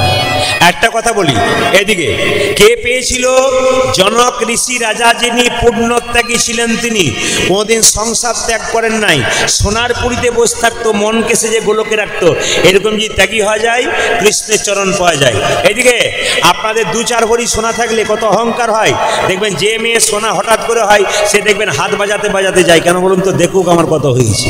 তো কিছু মনে করবেন না, আপনাদের দু চার ভরি সোনা হলে আপনাদের কত অহংকার হয়। কিন্তু জনক রাজা, এদিকে জনক রাজা যে বাড়িতে শুয়ে থাকতো গোটা বাড়িটা সোনা দিয়ে মোড়া। দাদা ভাইরা যারা দাঁড়িয়ে শুনছেন চমকে যাবেন, জনক রাজা তিনি ঋষি হলেন কেন? যে বাড়িতে শুয়ে থাকতেন না গোটা বাড়িটা সোনা দিয়ে মোড়া ছিল, কিন্তু মন গোবিন্দের চরণে ছিল। সোনা দানা টাকা পয়সা সব থাকবে। অনেকে বলে না ভগবানকে একটি সোনার মালা দিলাম, তুমি দেবার কে হে? তুমি দেবার কে? গোটা সোনার খনিটাই তো গোবিন্দের, আবার তুমি দেবার কে? আমরা বলি না অহংকার করে ভগবানকে দিলাম, তুমি দেবার কে? সে তো তারই জিনিস, তুমি তাকে দিয়েছো। তুমি কি নিয়ে এসেছিলে? খালি হাতে এসেছিলে, খালি হাতে গিয়েছিলে। এই দিয়ে তাকাবেন মায়েরা যে যেখানে আছেন, একবারে মন দিয়ে শুনবেন। বলছে পাকাল মাছ পাকে থাকে, তুলে দেখো পাকাল মাছকে, বড় হয়েছে সে পাক খেয়ে, কিন্তু পাকাল মাছের গায়ে কোনো পাকের দাগ লাগে না। বড় বড় পাকাল মাছ 5 কেজি 10 কেজি পাক খেয়ে বড় হয়, পাকেই থাকে, উঠিয়ে দেখবেন পাকের, তার শরীরে কোনো পাকের দাগ নাই। আবার কি বলছে, পদ্ম পাতা জলে ভাসে, যখনই বর্ষা আসে বর্ষার জল লাগে পদ্ম পাতার গায়ে, তুলে দেখো পাতাখানা পদ্মের গায়ে দাগ লাগে না। এরকম ত্যাগী হওয়া যায়, শ্রীকৃষ্ণের চরণ পাওয়া যায়। মায়েরা পদ্ম পাতা দেখেছেন তো, বর্ষাকালে ফটাফট পদ্ম পাতার উপরে জল পড়ে, পদ্মের গায়ে দাগ লাগে। যারা ভক্ত পদ্ম পাতার মতো সংসারে আছে, যতই দুঃখের ছাপ লাগুক সর্বদা আনন্দময় থাকে। কেন? তারা যে কৃষ্ণ নাম করে, যারা হরি নাম করে। দেখবেন মায়েরা, কিছু মনে করবেন না, এ বিরাট বাড়ি করেছি, গাড়ি করেছি, কিন্তু ছপ করে শোবার সময় সুন্দর ছপ্পর খাট, 2 টাকার ঘুমের ট্যাবলেট না খেলে ঘুম হয় না। আর কৃষ্ণ ভক্তকে জিজ্ঞেস করবেন কেমন আছেন? গোবিন্দের কৃপায় আমি ভালো আছি, একবেলা খায় আর না খায় আমি ভালো আছি। আর দেখবেন যার প্রচুর টাকা, গাড়ি বাড়ি, কেমন আছেন? আর বলবেন না, খালি টেনশন, খালি টেনশন। মানে যদি টেনশন যদি হয় তাহলে পেনশন কখন পাবে? তোমার তো টেনশনই চলছে খালি। আর জীবনে যদি গোটাটা টেনশনই করে নিলে তাহলে আনন্দ কখন করলে? যে সম্পদ রোজগার করতে গিয়ে শরীরের মতো সম্পদকে নষ্ট করলে, আবার সেই সম্পদ দিয়ে শরীরটাকে ভালো করার চেষ্টা করলে, অমন করার দরকার কি? একদিকে ঢোকাচ্ছ পাইপে জল, আর একদিকে বেরিয়ে চলে যাচ্ছে, কোনো লাভ না। তাই সবার কাছে নিবেদন রইল, যে যেখানে বসে আছেন মন দিয়ে শুনবেন মায়েরা, ঘরে ভগবানকে পাওয়া যায়। একটা প্রমাণ দিয়ে দিই। একদিন নারদ মুনি ভগবান কৃষ্ণকে, কৃষ্ণ, আমার মনে একটা প্রশ্ন জেগেছে। বলে কি? তোমার সব চাইতে বড় ভক্তকে? নারদ মনে মনে ভাবছে আমাকেই বলবে, আমি নারায়ণ করি। ভগবান বলছে আমার সবচাইতে বড় ভক্ত হলো তারা সংসারে থেকে আমাকে ডাকে যারা, মানে আপনারা। নারদের মাথা গরম হয়ে গেল, দিন নাই রাত নাই আমি নারায়ণ করে মরি, আর এরা দিনের মাথায় একবার হরিনাম করে এরা ভক্ত হয়ে গেল। নারদ বলছে প্রমাণ দিতে পারবে? ভগবান বলছে হ্যাঁ দেবো। বলে কি প্রমাণ দেবে? এই দেখো দেখাও, তোমাকে একবারই সর্ষের তেল দিলাম, কানায় কানায় পরিপূর্ণ, 50 হাত যাবে 50 হাত আসবে, 1 ফোঁটা তেল যেন না পড়ে। ও মায়েরা, নারদ বলে কোনো ব্যাপার নাই, 50 হাত যাবো 50 হাত আসবো, 1 ফোঁটা তেল পড়বে না। নারদ মুনি কাঁপতে কাঁপতে 50 হাত গেছে, 50 হাত এসছে। প্রভু বলে কি? 50 হাত এলাম 50 হাত এলাম, 1 ফোঁটাও জল পড়ে পড়েনি, এ তেল পড়েনি। ভগবান বলছে নারদ, তুমি যে 50 হাত গেলে 50 হাত এলে, আমার কথা কবার বলেছিলি? বলছে এক বাটি তেলের কথা ভাবতে ভাবতে তোমার কথা ভুলে গিয়েছিলাম। তুমি তো এক বাটি তেলের কথা ভাবতে ভাবতে আমার কথা ভুলে গিয়েছিলি। একজন সংসারী ভক্ত তেলের কথা ভাবে, ডালের কথা ভাবে, চালের কথা ভাবে, তারপর আমার কথা ভাবে, তারাই হলো সবচাইতে বড় ভক্ত। গোবিন্দের চরণ লাভ করবে সবাই যে যেখানে বসে আছে, একবার শব্দ না করে। তবে আপনাদের একটা ভালো লাগলো কি বলুন তো, এইদিকে মায়েরা আসামে একটা ভালো লাগলো কি, কালকেও গিয়েছিলাম আজকেও দেখলাম, আপনাদের একটা ভালো জিনিস আছে কি, মাথার কাপড়টা কিন্তু সবার আছে, অন্য জায়গাতে নাই। দাদারা বলছে বাড়ি গিয়ে দেখবেন ঠান্ডার জন্য নিয়েছে, নইলে নেই। আচ্ছা, মাথার কাপড়টার নাম কি মা? লজ্জা। এটার নাম সভ্যতা। আমার মায়ের মা বেঁচে ছিল 95 বছর বয়স, মাথার কাপড় এখানে ছিল। আমার মা বেঁচে আছেন 75, মাথার কাপড় এখানে। আমার কাকিমা বেঁচে আছেন সরতে সরতে খোপা মানে বাম্পার পর্যন্ত। এখন যারা এসছে তাদের হাইওয়ে হয়ে গেছে, বাম্পার টাম্পার নেই। আমি একটা অনুরোধ করবো আপনাদেরকে, সাধুগুরু বৈষ্ণব বাবা মাকে দেখলে অন্তত মাথায় কাপড়টা নিন, সম্মান থাকবে, সনাতন ধর্ম বাঁচবে, মহাপ্রভু বাঁচবে। মানে মহাপ্রভুর যে এত সুন্দর সুন্দর ধন আমাদেরকে দিয়ে গেছেন, এত সুন্দর সুন্দর নীতি দিয়ে গেছেন, এগুলোকে আপনারা মানবেন। হিন্দু সনাতন ধর্মকে বাঁচানো আমাদের কর্তব্য। আপনার সব ধর্মকে সমান সম্মান দেবেন, কোনো ধর্মকে ছোট করবেন না। কিন্তু নিবেদন রয়েছে নিজের ধর্মকে কেউ ত্যাগ করবেন না। নিজের ধর্ম যে ত্যাগ করে তার মৃত্যু সমান হয়ে যায়, ওই যে নিজ ধর্ম কেউ ত্যাগ করবেন না। হরিবাসরে আসবেন, হরিনাম শুনবেন, শুধু নিজে আসবেন তা নয়, বাড়ির সবাই মিলে আসবেন, একসঙ্গে আসবেন, ছেলে মেয়েকে নিয়ে একসঙ্গে হরিবাসরে আসবেন। আপনারা অনেকে ভাবেন যে আমরা ছেলে মেয়েদেরকে পড়তে বলবো আর আমরা যাব, তা বললে হবে না। ছেলে মেয়েকে কৃষ্ণ ভক্ত করতে গেলে মাঝে মাঝে হরিনামের স্কুলে নিজেরা চুপচাপ বসাবেন। আজকে আপনারা লক্ষ্য করছেন কিনা জানি না, এখানে কতগুলো বাচ্চা দেখুন কি সুন্দর হরিনামে তালে তালে নাচছে মাঝে মাঝে। এদেরকে হরিনামে নাচান, ড্যান্স সাঙ্গামাতে নাচাবেন না। হরিনামে নাচাবেন, ও শিখবে কিছু, আর ড্যান্স সাঙ্গামাতে নাচাবেন না, তাহলে নষ্ট হয়ে যাবে।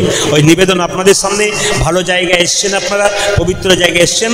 তবে মাথার কাপড়ের কথা বলে রাখি, আগে ভাসুর দেখলে মেয়েরা পর্দা নিত না, জোরে বলুন।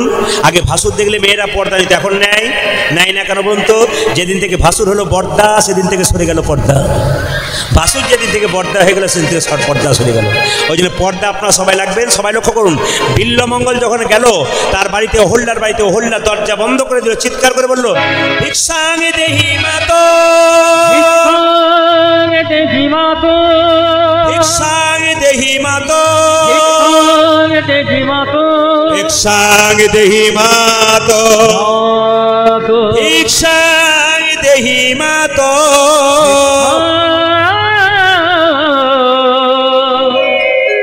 দেহি মাতো। কে আছো মা, আমায় ভিক্ষা দাও, ভিক্ষা দাও, কে আছো মা, আমায় ভিক্ষা দাও, ভিক্ষা দাও, কে আছো মা, আমায় ভিক্ষা দাও।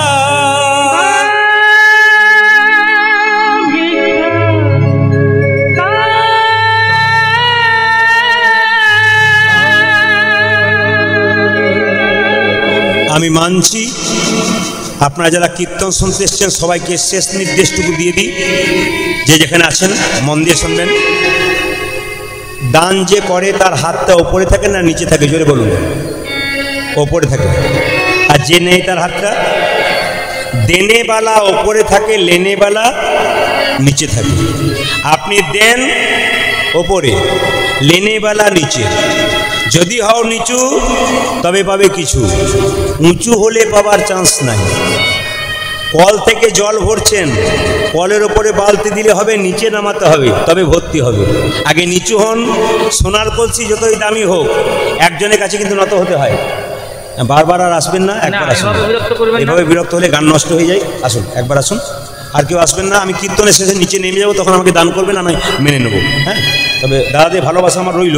আশিস চক্রবর্তী সাজার তলার থেকে 501 টাকা পুরস্কার করবো। ভালো লাগে। রাধে রাধে। দায় গরুর বলুন।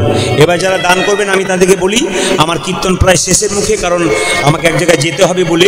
তবু আমি অনেকটা কিন্তু সময় নিয়ে নিলাম, যে সময়টা দেবার কথা নয়। কার্তিক বাবুর ভালোবাসার জন্যে, কার্তিক বাবু পরিবারের আমাকে দুজনে কামাখ্যাপুরীতে গিয়েছিলেন, তারা দুজনে গিয়ে আমাকে কথা বলে এসেছিলেন। একটা লীলার জন্য আমি এদিকে আসি না, তবু সামনে ছিলাম, এখানে আছি, আবার ফালাকাটায় আছি, ওই জন্য আমি নিয়ে নিয়েছি। আপনাদের ভালোবাসার সাথে এসেছি। প্রভু যদি কৃপা করে, গোবিন্দ যদি কৃপা করে, আবার আপনাদের সামনে আসবো। শুধু শুধু একটা কথা বলে দিই, সোনার কলসি যতই দামি হোক একজনের কাছে মাথা নিচু করতে হয়। কার কাছে বলুন তো? একটা গ্লাসের কাছে। আপনি যত টাকার মালিক হন না কেন, বৈষ্ণবের চরণে মাথা নিচু না করলে আপনার জীবনে কোনো দাম, যতক্ষণ না বৈষ্ণবের চরণে মাথা নত করবেন। আস্তে, তবে বলে রাখি মায়েরা, আস্তে, এই দিয়ে তাকাবেন। বৈষ্ণব কেমন? বৈষ্ণব কেমন? নদী জল দেয় নিজের জন্য নয়, অপরের জন্য। গাছ ফল দেয় নিজের জন্য নয়, অপরের জন্য। বৈষ্ণব নাম দেয় শুধু নিজের জন্য নয়, জগৎ জীবের উদ্ধারের জন্য। ও মায়েরা, বৈষ্ণব কাউকে অভিশাপ দেয় না, বৈষ্ণব কাউকে খারাপ কথা বলে না, বৈষ্ণব মাথা নিচু করে যায়। বৈষ্ণবকে সম্মান দেবেন। হাজার হাজার বটের ফল বট গাছের নিচে পড়ে, একটাও কি চারা গাছ হয়? জোরে বলুন। হাজার হাজার বটের ফল বট গাছের নিচে পড়ে, একটাও চারা গাছ হয়? পাখিতে খেয়ে ছাদের নিচে পায়খানা করে, তার থেকে বট গাছের চারা হয়। হাজার হাজার লোকের মুখে কৃষ্ণ কথা শুনলে কৃষ্ণ প্রেম জাগবে না। যতক্ষণ না বৈষ্ণবের মুখে মধুমাখা নাম শুনবেন, ততক্ষণ আপনার ভেতরে কৃষ্ণ প্রেমের অঙ্কুর হবে না। সেই জন্য বলে রাখি আপনাদেরকে, হিন্দু সনাতন ধর্ম, আস্তে, হিন্দু সনাতন ধর্মকে বাঁচানোর জন্য বৈষ্ণবকে সম্মান দিন, সাধুগুরু বৈষ্ণবকে সম্মান দিন, হরিভক্তকে সম্মান দিন, আপনার জীবন লাভ আছে। প্রতিটি ধর্মীয় জায়গাকে সম্মান দিন, প্রতিটি ধর্মীয় মানুষকে সম্মান দিন, আপনার জীবন সুন্দর হয়ে যাবে। আসুন, বিল্লমঙ্গল গেল আর গিয়ে যে না ভিক্ষা চাইলো, সঙ্গে সঙ্গে ওই রমণীটাকে দক্ষিণা স্বরূপ চেয়ে উঠলো। অহল্যাকে যখন দক্ষিণা স্বরূপ চেয়ে বসলো, অহল্যা যখন সেবা দিতে গেল, তখন দেখতে পেল তার মায়ের মতো তার মুখটা। চিৎকার করে বলল, আমি তোমাকে দেখে আমার মায়ের কথা মনে পড়ে গেল। সঙ্গে সঙ্গে বললো, তুই যদি আমাকে মা মনে করলি তবে কি চাস বল? সঙ্গে সঙ্গে বললো, মা তোমার দুটো মাথাতে ক্লিপ আছে, ওই ক্লিপ দুটো দাও, সোনার কাঁটা। অহল্যার ছেলে ছিল না, মা বলে ডেকেছে বিল্লমঙ্গল, যে না ক্লিপ দুটো দিয়েছে কাঁটা দুটো। সঙ্গে সঙ্গে বললো, কামিনী কাঞ্চনে মেতে গেছি কৃষ্ণ প্রেম ছাড়া। সঙ্গে সঙ্গে নয়নের মধ্যে অন্ধ করে নিয়েছে, আর অন্ধ নয়নে বিল্লমঙ্গল বসে আছে, ভগবানের নাম করছে, ভগবানের কাছে যাবে বলে। বাবা, ভক্ত যদি কাই মনে কোনো বাঞ্ছা করে, ভগবানের সাধ্য নাই সে বাঞ্ছা নাহি পড়ে। ও মায়েরা, হাজার হাজার সাপের মধ্যে একটা সাপের মাথায় মণি থাকলে তাকে আর খাবার জোগাড় করতে হয় না। অন্ধকারে বসে থাকে, মণির আলোতে খাবার ছুটে আসে, পোকামাকড় ওখানে বসে বসেই খায়। কোনো ভক্ত যদি ভগবান রূপ মণিকে হৃদয় মাঝে রাখতে পারে, তাকে খাবার জোগাড় করতে হয় না, সে নিজেই খাবার জোগাড় ভগবান করে দেয়। জগৎক্ষেম বাহাম মাহাম। তাই আপনাদের সামনে বলে রাখি, যে কোনো প্রতিষ্ঠানে, যে কোনো ধর্মীয় জায়গাতে আপনারা দান করবেন। গরিবের মেয়ের বিয়ে হচ্ছে না, আপনি উপযুক্ত প্রমাণ পাবেন, দান করবেন, দানটা তোলা রইবে। যেখানে উৎসব হচ্ছে, মহোৎসব হচ্ছে, আপনি বাড়িতে 10 জনকে খাওয়াতে পারছেন না, আপনি 100 টাকা দিন, 10 টাকা দিন, 500 টাকা দিন, যেন ওখানে উৎসবে আপনার সেবার কথাটা লেগে যায়। আর আপনার মেয়ের বিয়ে দেবেন, ছেলের বিয়ে দেবেন, বৈষ্ণবকে নিমন্ত্রণ করে খাওয়াবেন, তারপর আপনি আত্মীয় স্বজনকে খাওয়াবেন। এই যে বাড়ি প্রতিষ্ঠা হচ্ছে, আমার খুব ভালো লাগছে। এই কয়েকদিন ধরে এনারা নিরামিষ খেয়েছেন, আজকে কিন্তু বৈষ্ণব সেবা হয়ে গেল। তার মানে কি, আমরা এলাম, হরিনাম সংকীর্তন করি, ওনার বাড়িতে সেবা করলাম, আজকে বৈষ্ণব সেবা হলো। কালকে আবার আরও ভক্তদের, যাদের বন্ধু বান্ধব আছে, তাদের সেবা হবে। আমি আপনাদের একটা কথাই বলতে চাই, আপনাদের ছেলের বিয়ে দেবেন, মেয়ের বিয়ে দেবেন, কিন্তু বিয়ের 7 দিন আগে যারা ভগবানকে দিয়ে খায় তাদেরকে খাওয়ান, বৈষ্ণবকে খাওয়ান। বৈষ্ণব যখন খাবে তখন কি বলবে? আহা, অমৃত পেলাম মা, অমৃত পেলাম। তোমার মেয়ের বিয়েতে আশীর্বাদ করে দিলাম গো, যেন তোমার মেয়ের স্মৃতি সিঁদুর দীর্ঘায়ু হয়। আর যিনি বিরাট বড় গাড়িতে এসে আপনার বাড়িতে খাবেন, উনি খাবেন, 2000 টাকা প্রেজেন্টেশন দেবেন, কিন্তু খাবার সময় বলবেন, খাবার কেমন হয়েছিল? হয়েছিল, বাদামগুলো পোড়া পোড়া, কিন্তু পোলাওটা ভালো হয়ে গেছিল। মানে সব বলবে, কিন্তু বদনাম করবে। 2000 টাকা পুরস্কারটা, হ্যাঁ 2000 টাকা পুরস্কারটা আপনার 2 মাস থাকবে, কিন্তু বৈষ্ণবের দেওয়া আশীর্বাদটা চিরকাল থাকবে। ওই জন্য যে কোনো কাজে আপনি সবাইকে নিমন্ত্রণ করুন, কাউকে বাদ নয়, কিন্তু আপনি প্রথমে বৈষ্ণব সেবা করুন, আপনার লাভ আছে। তবে একটা কথা বলি, দান দেবেন আস্তে আস্তে, দান দেবেন, নাম করবেন না। কোন একটা মন্দির হচ্ছে, আপনি দান দিচ্ছেন 20,000 টাকা কিংবা 1 লাখ টাকা, আপনি নাম দেবেন না। যদি নাম দেন, আপনার অহংকার বেড়ে যাবে। আপনার কোনো মেয়ের বিয়ে হচ্ছে, গরিবের মেয়ে, তাকে দান দিচ্ছেন, আপনি বলবেন, এই দেখ ওর মেয়ের বিয়েতে আমি 50,000 টাকা দিয়েছি, এটা বলবেন না, তাহলে গোটা দানটাই নষ্ট হয়ে গেল। যদি আমাদের বীরভূমে আপনারা কেউ যান, তারাপীঠ মায়ের মন্দির থেকে একটু এগিয়ে একচক্র গ্রাম নিতাই ধাম আছে, যদি কোনোদিন যান দেখবেন বিরাট বড় মন্দির হচ্ছে। তো কর্মকর্তাকে জিজ্ঞেস করলাম, দাদা এত টাকা কে দিচ্ছে? বলছে, যে দেয় সে তো নাম দেয় না। ট্রাক ট্রাক বালি আসছে, ইট আসছে, সিমেন্ট আসছে, জিজ্ঞেস করছে কে দেয়? ড্রাইভার বলছে, বাবু বলেছে নাম করতে বারণ করেছে। বলে কেন? নাম করলে অহংকার বেড়ে যায়। আর ভগবানের খাতায় দিলে প্রেম ভক্তি বেড়ে যায়। এই জন্য বাবা আপনারা যে কোনো জায়গায় না আসতে যে কোনো জায়গায় দান করবেন, কিন্তু আপনারা নাম দেবেন না। নাম দিলে অহংকার, আমি দিলাম, এতে অহংকার বেড়ে যায়। যেমন আমি একটা জায়গায় দেখেছিলাম, একটা দুর্গা মন্দির একটা ফ্যান দিয়েছে একটা ছেলে, তার মায়ের নাম রাজুবালা সরকার। ও ফ্যানের নিচে রাজুবালা সরকার লিখে দিয়েছে, ফ্যানও ঘুরছে রাজুবালা সরকারও ঘুরছে। হঠাৎ মাকে জিজ্ঞেস করছে, মা তুমি কেমন আছো? বলে আমি একবারে ভালো নাই। বলে কারণ আমি ঘুর করে ঘুরছি। ওই জন্য বাবা নাম কেউ দেবেন না, নাম দিলে কিন্তু অপরাধ আছে। দান করবেন ভক্তি ভরে, নাম নয়। আসুন আজকে বিল্লমঙ্গল বৃন্দাবনে গেল, কৃষ্ণ বলল তুমি কি চাও? বলে আমি তোমাকে দেখতে চাই। কৃষ্ণ যখন বিল্লমঙ্গলের নয়নে স্পর্শ করলো, তখন বিল্লমঙ্গল দেখলো কৃষ্ণ দাঁড়িয়ে আছে। বলে আমি একা কৃষ্ণ দেখবো না, রাধা দেখতে চাই। তুমি যদি আমার রাধাকে দেখতে চাও তবে তোমার চিন্তামণিকে ডাকো। যেই না চিন্তাকে ডাকলো, একদিকে চিন্তামণি, একদিকে বিল্লমঙ্গল, একদিকে রাধারানী, একদিকে কৃষ্ণ। সবাই মিলে আসুন আজকের এনাদের জন্য একটু প্রার্থনা করে যান। এনাদের যে কাজে এনারা নেমেছেন সফল হোক, আপনাদের আশীর্বাদ থাক। সবাই একটু উলুধ্বনি হরিধ্বনি দিয়ে দিন। এনাদের আপনাদের আশীর্বাদ এনাদের চলার পথের পাথেয় হয়ে যাবে। হরে কৃষ্ণ। আজকে স্বয়ং মহাপ্রভু যিনি কলিযুগের ভগবান, প্রত্যেকটা জীবের দ্বারে তিনি হরিনাম বিলোলেন। তিনি হরিনাম দিয়েছিলেন বলেই আজ আপনারা এত দূর থেকে কীর্তন শুনতে এসছেন। তিনি যদি নাম না দিতেন তাহলে আপনারা এখানে আসতে পারতেন না। তিনি কৃপা করে আমাদের দিয়েছেন। তবে শুনে রাখবেন, পাখি জল খায়, সব পাখি কিন্তু পুকুরের জল খায় না। অনেক পাখি পুকুরের জল খায়, নদীর জল খায়, হ্যাঁ, ইন্দ্রার জল খায়। কিন্তু একটা পাখি আছে, যে পাখি কিন্তু আকাশের জল ছাড়া খায় না। এই পাখিটার নাম হচ্ছে চাতক পাখি। আপনারা যারা আজকে কীর্তনের আসরে এসেছেন, তারা টিভি সিরিয়াল নয়, নাটক নয়, নোভেল নয়, হরিকথা বর্ষণ যতক্ষণ না হবে ততক্ষণ আপনাদের আনন্দ হবে না। তাই আপনার চাতক পাখির মতো হরি নাম বর্ষণের আসরে এসে নেতাই গৌর হরি বল বলে এসেছে। এই জন্যে আজকে ছোট ছোট করে জানাবো, আপনারা একটু জানবেন। আমরা ভগবানের নাম করব কেন? আমরা কীর্তন শুনবো কেন? কীর্তন শুনলে আমাদের কি লাভ হয় একটু জেনে নিন। কীর্তন শুনলে কি লাভ হয়? বলছে একটা বাচ্চা জন্ম নেবার পর কি খাবে এ কথা কে ভেবেছেন? এ কথা কি আপনারা ভেবেছেন? আপনারা কি হরলিক্স, ল্যাকটোজেন, ন্যাস্টোজেন বাচ্চা জন্ম নেবার আগে থেকে কিনে রেখেছেন? না। বাচ্চা জন্ম নেবে কি খাবে এ কথা বাড়ির কেউ ভাবে না, পৃথিবীর কেউ ভাবে না। একজন ভেবেছেন, তিনি ভগবান। প্রশ্ন করবেন কোথায় ভেবেছেন? মায়ের স্তনদুগ্ধে এমন মধুভাণ্ড দিয়েছে যা পৃথিবীর আর কোথাও পাওয়া যায় না।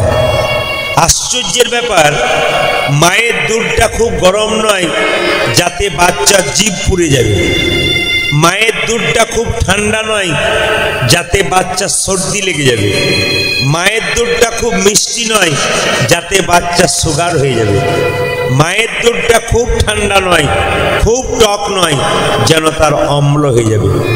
নদীর মধ্যে দিলেন জল, গাছের মধ্যে দিলেন ফল। তিনি আমাদের জন্য এত কিছু করলেন, আমরা তাদের জন্য কি করলাম? এই ভগবান আমাদের জন্য এত কিছু করলেন, আমরা তার জন্য কি করলাম? তিনি শুধু চাইছেন কি, সত্যযুগের মানুষ ধ্যানের মাধ্যমে ভগবানকে পাওয়ার চেষ্টা করত। ত্রেতা যুগের মানুষ যাগযজ্ঞ করে ভগবানকে পাওয়ার চেষ্টা করত। দ্বাপরের মানুষ সেবার দ্বারা ভগবানকে চেষ্টা করত। কিন্তু কলিযুগের মানুষের এত কিছু করার দরকার নেই। ধৈর্য নাই তো, এত ধৈর্য কলিযুগের মানুষের নাই। ধ্যান করারও সময় নাই, যাগযজ্ঞ করারও সময় নাই, আর সেবা করারও সময় নাই।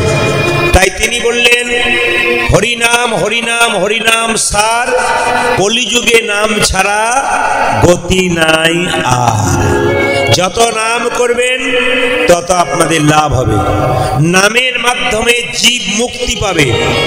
আজকে হরিবাসরে এসেই শিখে যাবেন, সংসারে থাকতে থাকতে কর্মের ফাঁকে ফাঁকে খালি নাম করুন। যত নাম করবেন বাইরের টেনশন জুড়ে যাবে, আনন্দে থাকবেন, আপনার সংসার শান্তিতে পরিপূর্ণ হবে। শুধু নাম করুন। মনের ময়লা দূর হবে, শুধু নাম করুন। চেতা দর্পণ মার্জনং ভবা মহাদবাগ্নি নির্বাপনং শ্রেয় কৈরব চন্দ্রিকা বিদ্যা বোধু জীবনং আনন্দ বুদ্ধি বর্ধনং প্রতিপদং পূর্ণামৃত সাধনম। একটু ছোট করে বলি, চেত দর্পণ মার্জনং। ও মায়েরা, বাজার থেকে আয়না কিনে এনেছেন, এই আয়নাতে আপনার মুখ দেখা যায়, আমার মুখ দেখা যায়, কিন্তু ভগবানের মুখ দেখা যায় না। প্রত্যেকটি ভক্তের শরীরে একটি আয়না দিয়েছে, আয়নার নাম চেতনার আয়না। যা চেতনার আয়না পরিষ্কার আছে, তাতে আমার আপনার মুখ দেখা যায় না, শ্রী ভগবানের মুখ দেখা যায়। এই জন্য আপনাদের কাছে নিবেদন রইল, চেতনার আয়না পরিষ্কার করুন। প্রশ্ন করবেন, বাজার থেকে যে আয়না কিনে আনলেন সে আয়না ময়লা হয়ে গেলে আপনারা তো কস্টিক সোডা দিয়ে একটু ঘষে দিন, আর টিউবওয়েলের জল দিয়ে বা বাড়ির জল দিয়ে আপনি পরিষ্কার করে দিন। তাহলে আমাদের যদি চেতনার আয়না কারো ময়লা হয়ে যায়, কি দিয়ে পরিষ্কার করবেন? এদিকে এদিকে, চেতনার আয়না ময়লা হয়ে গেলে কি দিয়ে পরিষ্কার করবেন? হরিনাম নামক কস্টিক সোডা আর নয়নের জল দিয়ে আমাদের চেতনার আয়না পরিষ্কার করতে হবে। আনন্দ বুদ্ধি বর্ধনং।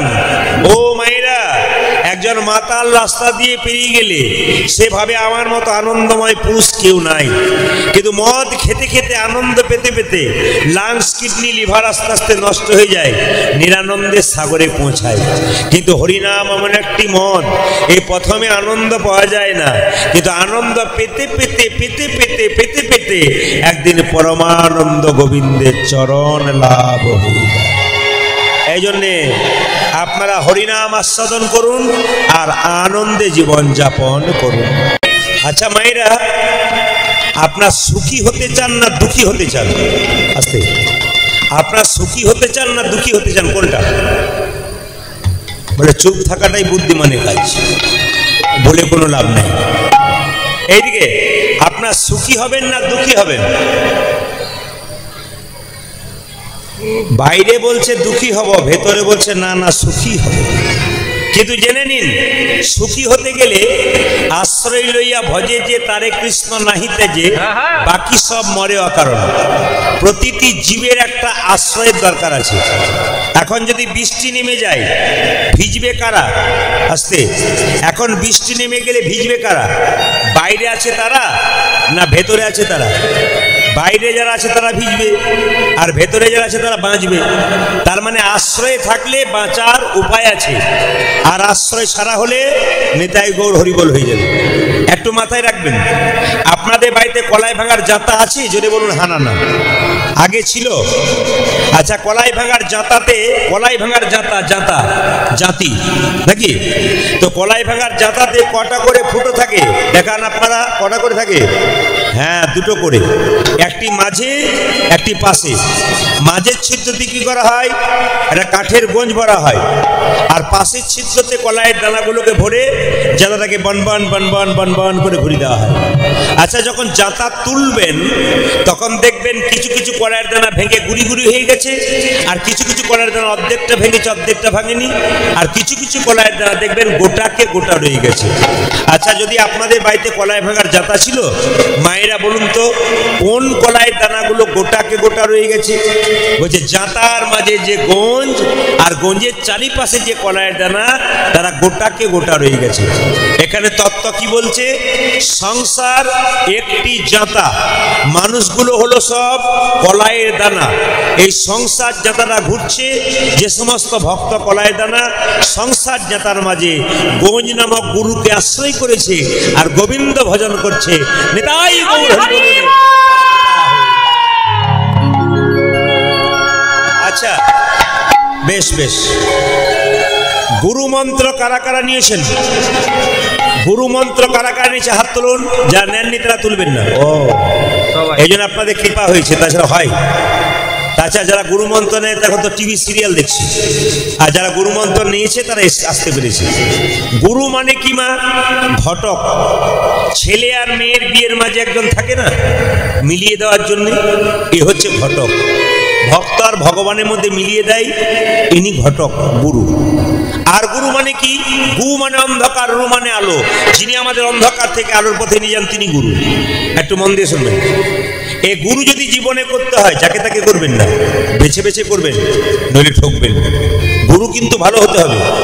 আপনার ছেলেকে পড়াশোনা করাবেন, শিক্ষকটা ভালো হওয়া চাই। শিক্ষক যদি ভালো না হয়, ছেলে উল্টো পথে হাঁটবে। এই জন্য গুরু যদি ভালো না হয়, জীবন সুন্দর হবে না। একটু আপনাদের বলে দিই, যে এখানে বসে আছেন, আচ্ছা গুরু মন্ত্র ভজন মানে কি? দীক্ষা নয়। দীক্ষা নেওয়ার মানে হচ্ছে শুধু যে দীক্ষাটা নিয়ে নিলেন, লোকের কাছে বললেন আমার দীক্ষা হয়ে গেছে, আমি মন্ত্র নিয়ে নিয়েছি, এটার লাভ নাই। দীক্ষা নিয়ে ভজন করতে হবে, এটার লাভ আছে। একটা প্রমাণ দিয়ে দিই। একটি ছেলে গুরুদেবের কাছে গিয়ে বলছে, গুরুদেব আমি তোমার কাছে মন্ত্র নিতে চাই। ব্যাস ব্যাস, ঠিক আছে, অসুবিধা নেই, তুই আসবি। মন্ত্র নিতে এলো, বললো দাঁড়া এখন দেবো না, 1 বছর পর দেবো। 1 বছর কি করব? আমার বাড়িতে থাক, গরুর ঘাস কাট, কাজ কর, ব্যাস 1 বছর পর দেবো, পূর্ণ হবে তখন। 1 বছর ধরে শিষ্য গুরুর বাড়িতে কাজ করেছে, আজ 1 বছর পূর্ণ, ও 1 বছর পূর্ণ হয়ে গেল, ও গুরুদেব আজকে সেই দিন 1 বছর পূর্ণ হয়ে গেল, আজ গুরু মন্ত্র নেবো। বলে এক কাজ কর, তোর একটা পরীক্ষা বাকি আছে। কি পরীক্ষা? এই যে একটা কাঠের বাক্স দিলাম, এই বাক্সের ভেতরে একটা জিনিস রেখে দিলাম, এই বাক্সটা তুই নিয়ে যাবি, এই বাক্সটা তুই নিয়ে যাবি আমার শিষ্যের বাড়ি, এখান থেকে 5 মিনিট দিয়েই চলে আসবি। এ খুলবি না কিন্তু, যাবি 5 মিনিট শিষ্যের বাড়ি যাবি, আসবি, তোকে মন্ত্র দিয়ে দেবো। ও এখন কাঠের বাক্সটা রাস্তায় নিয়ে যেতে যেতে মনে মনে ভাবছে, নিতে বারণ আছে, দেখতে তো বারণ নাই। একবার খুলে দেখলে হয় এর ভেতরে কি আছে।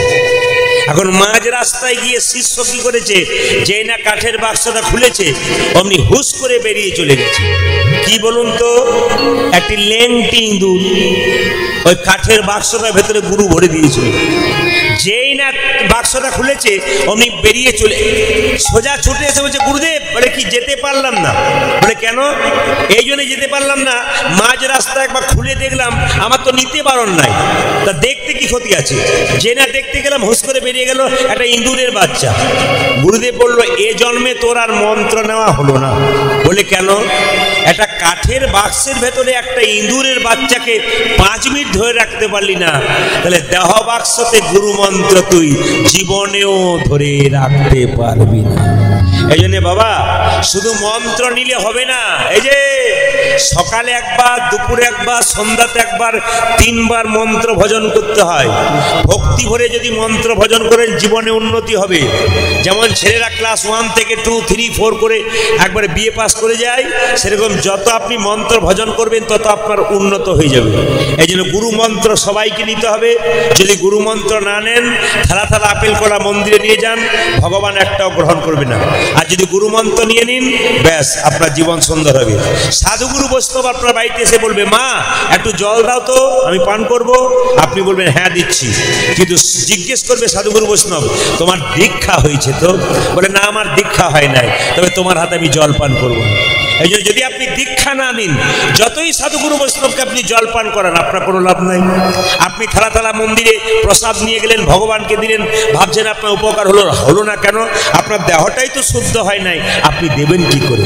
এই জন্য মন্ত্র নিলে দেহ শুদ্ধ হয়। যারা এখনো মন্ত্র নিতে বাকি আছেন তাদের কাছে নিবেদন রইল, আপনারা গুরু মন্ত্র নেন, গুরু মন্ত্র ভজন করুন, আর সংসারে সবচেয়ে সুন্দরভাবে বাস করুন। সে 5 সবে মিলে দাঁড়িতে বসিয়া কীর্তন করো, সবাই হাতে তালি দেয়। মহাপ্রভুর কথা, সবাই হাত তালি দিয়ে একটু কীর্তন করুন বসে বসে, সবাই মিলে। সন্ধ্যাবেলায় কীর্তন করতে হয়, তাই সন্ধ্যাবেলাতে কীর্তন সবাইকে করতে হবে একটু বসে বসে।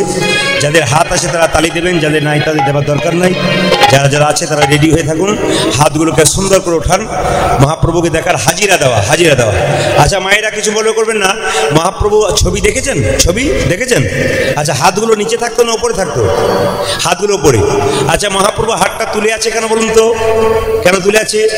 বলছে যা দিলাম সব আমারই দিলাম, যা করলি আমার জন্যই করলি, যাবার সময় হাতটা তুলে বলে যা আমি তোমায় দিয়ে চলে গেলাম। এই জন্য মায়েরা হাত তোলা মানে কি? স্যারেন্ডার হয়ে যাওয়া। যত হাত তুলবেন গোবিন্দের কাছে স্যারেন্ডার হয়ে যাবে। যেমন দেখবেন চোর যখন পুলিশ যখন চোরের পেছনে ছোটে, চোরকে ধরতে না পারে, পুলিশ তখন বলে হ্যান্ডস আপ, নইলে গুলি করে দেবো। চোর যখন হাত তুলে দেয় পুলিশ তাকে আর কিছু করে না। সংসারে আমরা অন্যায় করছি, অত্যাচার করছি, মাঝে মাঝে হাত তুললে ভগবান রূপী পুলিশ আমাদের ক্ষমা করে দেবে। সবাই মিলে একসঙ্গে 10-5 সবে মিলে দাঁড়িতে বসিয়া কীর্তন করো সবে হাতে তালি দিয়া, সবাই মিলে হাত তালি দিয়ে একসঙ্গে সবাই হরি হরয়ে নম কৃষ্ণ কৃষ্ণ একসঙ্গে হরি হরয়ে নম কৃষ্ণ যাদবায় নম, হরয়ে নম কৃষ্ণ যাদবায় নম, হরয়ে নম কৃষ্ণ যাদবায় নম, আজ হরি হরয়ে নম কৃষ্ণ যাদবায় নম, ওজে যাদবায় মাধবায় কেশবায় নম, শ্রী যাদবায় মাধবায় কেশবায় নম, ওজে যাদবায় মাধবায় কেশবায় নম, যাদবায় মাধবায় কেশবায় নম। যারা পেছনে বসছে তারা ভাবছে বাঁচলাম, আমাদের তালি দিতে হচ্ছে না। কিন্তু ফাঁকি দেবেন কাকে? আপনি প্রদীপ পালকে ফাঁকি তো ওনাকে দিচ্ছেন। আপনি দোকানে কিছু কিনতে গেছেন, লেখা থাকে না আপনি সিসিটিভি ক্যামেরার আওতায় আছেন, চুরি করলেই ধরা পড়বেন। এই দোকানেতে একটা সিসিটিভি থাকে, ওই তো জগতে ভগবান বহু সিসিটিভি দিয়েছে। যে হাত তুলবে না তালি দেবে না তার তো ধরা পড়বার চান্স আছে। এই জন্য হাত তুলে দিন, নইলে ঠকবেন। কিন্তু আমি দেখতে পাচ্ছি অনেকে দাঁড়িয়ে আছে দিব্যি হাত তুলছে, আর অনেকে হরি হরয়ে নম কৃষ্ণ যাদবায় নম। না না, আপনাদের এখানে কাউকে বলিনি, অন্য জায়গায় জন্য বললাম। হাত তুলুন, আপনার লাভ আছে। যত হাত তুলবেন তালি দেবেন তত আপনার লাভ আছে। ও মায়েরা, তালি দিলে কি লাভ হয়? সন্ধ্যাবেলায় গাছের নিচে যাবেন, 3 বার তালি দেবেন, 1 2 3। গাছে যত পাখি আছে সব পাখি উড়ে চলে যাবে। তত্ত্ব বলছে দেহের মধ্যে কিছু পাখি আছে, কাম ক্রোধ লোভ মোহ মদ আশ্চর্য, যত তালি দেবে সব উড়ে চলে যাবে। হাত তালি দিয়ে একসঙ্গে হাত উঠান, হরি হরয়ে নম কৃষ্ণ যাদবায় নম, হরে হরয়ে নম কৃষ্ণ যাদবায় নম, হরয়ে নম কৃষ্ণ যাদবায় নম, হরি হরয়ে নম কৃষ্ণ যাদবায় নম, হরে হরয়ে নম কৃষ্ণ যাদবায় নম, যাদবায় মাধবায় কেশবায় নম, যাদবায় মাধবায় কেশবায় নম, যাদবায় মাধবায় কেশবায় নম, হরি যাদবায় মাধবায় কেশবায় নম, গোপাল গোবিন্দ রাম শ্রী মধুসূদন, শ্রী গোপাল গোবিন্দ নাম শ্রী মধুসূদন, গোপাল গোবিন্দ রাম শ্রী মধুসূদন, হরে গোপাল গোবিন্দ রাম শ্রী মধুসূদন, ওজে গিরিধারী গোপীনাথ মদন মোহন, পূজারে গিরিধারী গোপীনাথ মদন মোহন, ওজে গিরিধারী গোপীনাথ মদন মোহন। শ্রী গিরিধারী গোপীনাথ মদন মোহন। আহা, জোরে জোরে, খুব জোরে তালি হবে। কিন্তু আমি দেখতে পাচ্ছি, কিছু মনে করবেন না, যে হাত তালি দেবে পরের জন্মে সে হাত পাবে এবং পা পাবে, আর যে তালি দেবে না তার হাত নাই বলে দিচ্ছে না। ভগবান পরের জন্মে 2টো হাত ছিল, ওই 2টোকে পা করে দেবে, 4টে পা হয়ে গেলে কি হয় জোরে বলুন? গরু। কেন বাঘ বলতে পারেন না? বাঘ বললে বাঘ বাঘ ভাব হয়। আরে যারা 2টো হাত তুলবেন তারা পরের জন্য হাত পাবেন পা পাবেন, যারা তুলবেন না হাত পাবার চান্স আর নাই। 2টো পা আছে আর 2টো পা যোগ হয়ে যাবে, 4টে পা হলে যা হয়। যারা 2-4 জন কিন্তু অনেক সময় এরকম করে ছিল, তারপর দেখলো আমি তো তখন লোক গুনছিলাম, কি দরকার আছে, ও বোধহয় আমাকেই বলছে বোধহয়, এই জন্য হাতটা নামিয়ে পকেটে ভরেছে। আবার 2-4 জন দেখবেন সুপারির মতো থাকে, ভেতরেও রস নাই বাইরেও রস নাই, মানে কি যে বলছে উনি ওইদিকে তো আর নাই, খালি মোবাইলে এদিকে এদিক করে দেখাবে। কালকে যে তোমাকে বলিনি, দেখাবে যে কতজন লোক হয়েছে। মোবাইলে তুলে কি লাভ আছে? হাততালিটাও লাভ আছে। হরে কৃষ্ণ।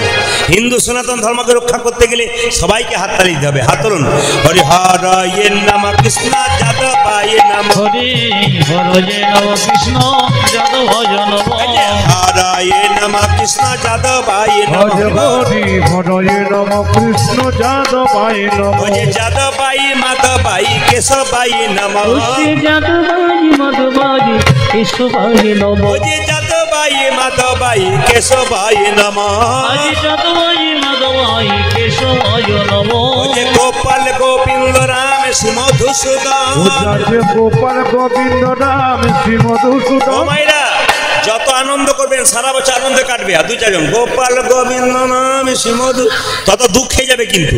তাই আনন্দ করে করুন, আপনার জীবনটা সারা জীবন আনন্দ দেবে। একবার আনন্দে পাগলের মতো করুন, দেখবেন আপনার আনন্দে জীবন কাটবে। হার সঙ্গে হরিহর নম কৃষ্ণ যাদবায় হরি হরয়ে নম কৃষ্ণ যাদবায় নমো হরয়ে নম কৃষ্ণ যাদবায় নম হরি হরি হরয়ে নম কৃষ্ণ যাদবায় নম। যাদবাই মাধবাই কেশবাই উলধ্বনি সে যাদবাই মাধবাই কেশবায় নমো যাদবাই মাধবাই কেশবাই নম আজি যাদবাই মাধবাই কেশবায় নমো গোপাল গোবিন্দ রাম শ্রী মধুসূদন গোপাল গোবিন্দ রাম শ্রী মধুসূদন। গোপাল গোবিন্দ রাম শ্রী মধুসূদন গোপাল গোবিন্দ নাম শ্রী মধুসূদন গিরিধারী গোপীনাথী মদন মোহন আজি গিরিধারী গোপীনাথ মদন মোহন গিরিধারী গোপীনাথী মদন মোহন। গিরিধারী গোপীনাথ মদন মোহন। এবার এদেরটা বন্ধ করলাম, আপনাদেরটা নেব বলি, দেখি আপনারা কি সুন্দর বলতে পারেন। কালকে যেখানে ছিলাম খুব সুন্দর কিন্তু চিতলা বাজারে গাইছিল, আজকে কোকরাঝারে দেখতে চাই আপনারা কেমন সুন্দর গাইবেন। একসঙ্গে গান তো বলুন হরে কৃষ্ণ জোরে কৃষ্ণ কৃষ্ণ বাহ হরে রাম জোরে সুন্দর একটু জোরে হরে কৃষ্ণ সুন্দর দারুণ বাহ হরে রাম জোরে সুন্দর একটু জোরে হরে কৃষ্ণ জোরে বাহ হরে রাম জোরে। আমি আপনাদের একটা কথা বলি আস্তে, আপনি আচরি ধর্ম অপরে শেখায়, আপনি না আচরিলে অপরে শেখানো না যায়। মা ছেলেকে বলছে গাল দিবি না লোককে, মেরে তো দাঁত ছাড়িয়ে দেবো। আর ওই মা যদি লোককে গাল দেয়, ছেলে পরে বলবে না তুমি লোককে গাল দিচ্ছ, আমাকে গাল দিতে বারণ করছো। কিন্তু মাথায় রাখবেন মায়েরা, আপনি আচরি ধর্ম অপরে শেখায়, আগে নিজে আচরণ করুন, দেখবেন পাশের জন করবে। কেমন একটা প্রমাণ দিয়ে দিই। রামকৃষ্ণ ঠাকুরের কাছে একজন ঠাকুমা তার নাতিকে নিয়ে এসছে, ও ঠাকুর এ আমার নাতি খুব মিষ্টি খেতে ভালোবাসে, একবার বলে দাও যেন আমার নাতি মিষ্টি না খায়। প্রত্যেক দিন 5 টাকা 10 টাকা করে মিষ্টি, আমারও তো পয়সা কোথায় পাবো, একটু বলে দাও। ঠাকুর বলল ঠাকুমা বুড়িমা তুমি 1 মাস পরে আমার কাছে এসো। 1 মাস পর যখন নাতিকে নিয়ে এলো, ও ঠাকুর এবার বলে দাও যেন মিষ্টি না খায়। ঠাকুর বলল ঠিক আছে খোকা, মিষ্টি খাস না, বেশি মিষ্টি খেলে কৃমি হবে, বেশি মিষ্টি খেলে কৃমি হবে, বেশি মিষ্টি খেলে পেটের রোগ হবে, দাঁতের রোগ হবে, স্পষ্ট বলতে পারবি না, বারবার বলছে। তখন ছেলে বলল না খাবো না। ঠাকুমা বলছে আচ্ছা ঠাকুর তুমি 1 মাস আগে বললে না, আজকে বললে কেন? বলছে 1 মাস আগে তো আমি নিজেই মিষ্টি খেতাম, আগে মিষ্টি খাওয়া ছাড়লাম তারপর বললাম।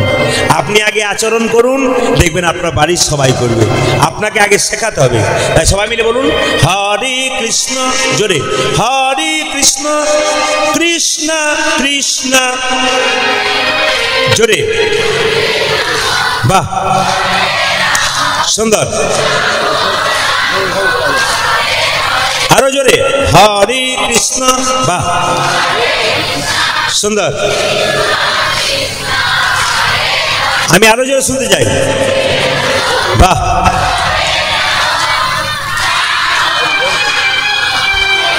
দাঁড়ান দাঁড়ান, এত জোরে বলবেন যেন কোকরাঝাড় রেল স্টেশন পর্যন্ত যায়।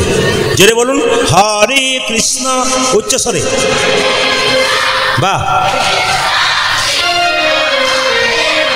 জোরে হাততালি বাহ বাহ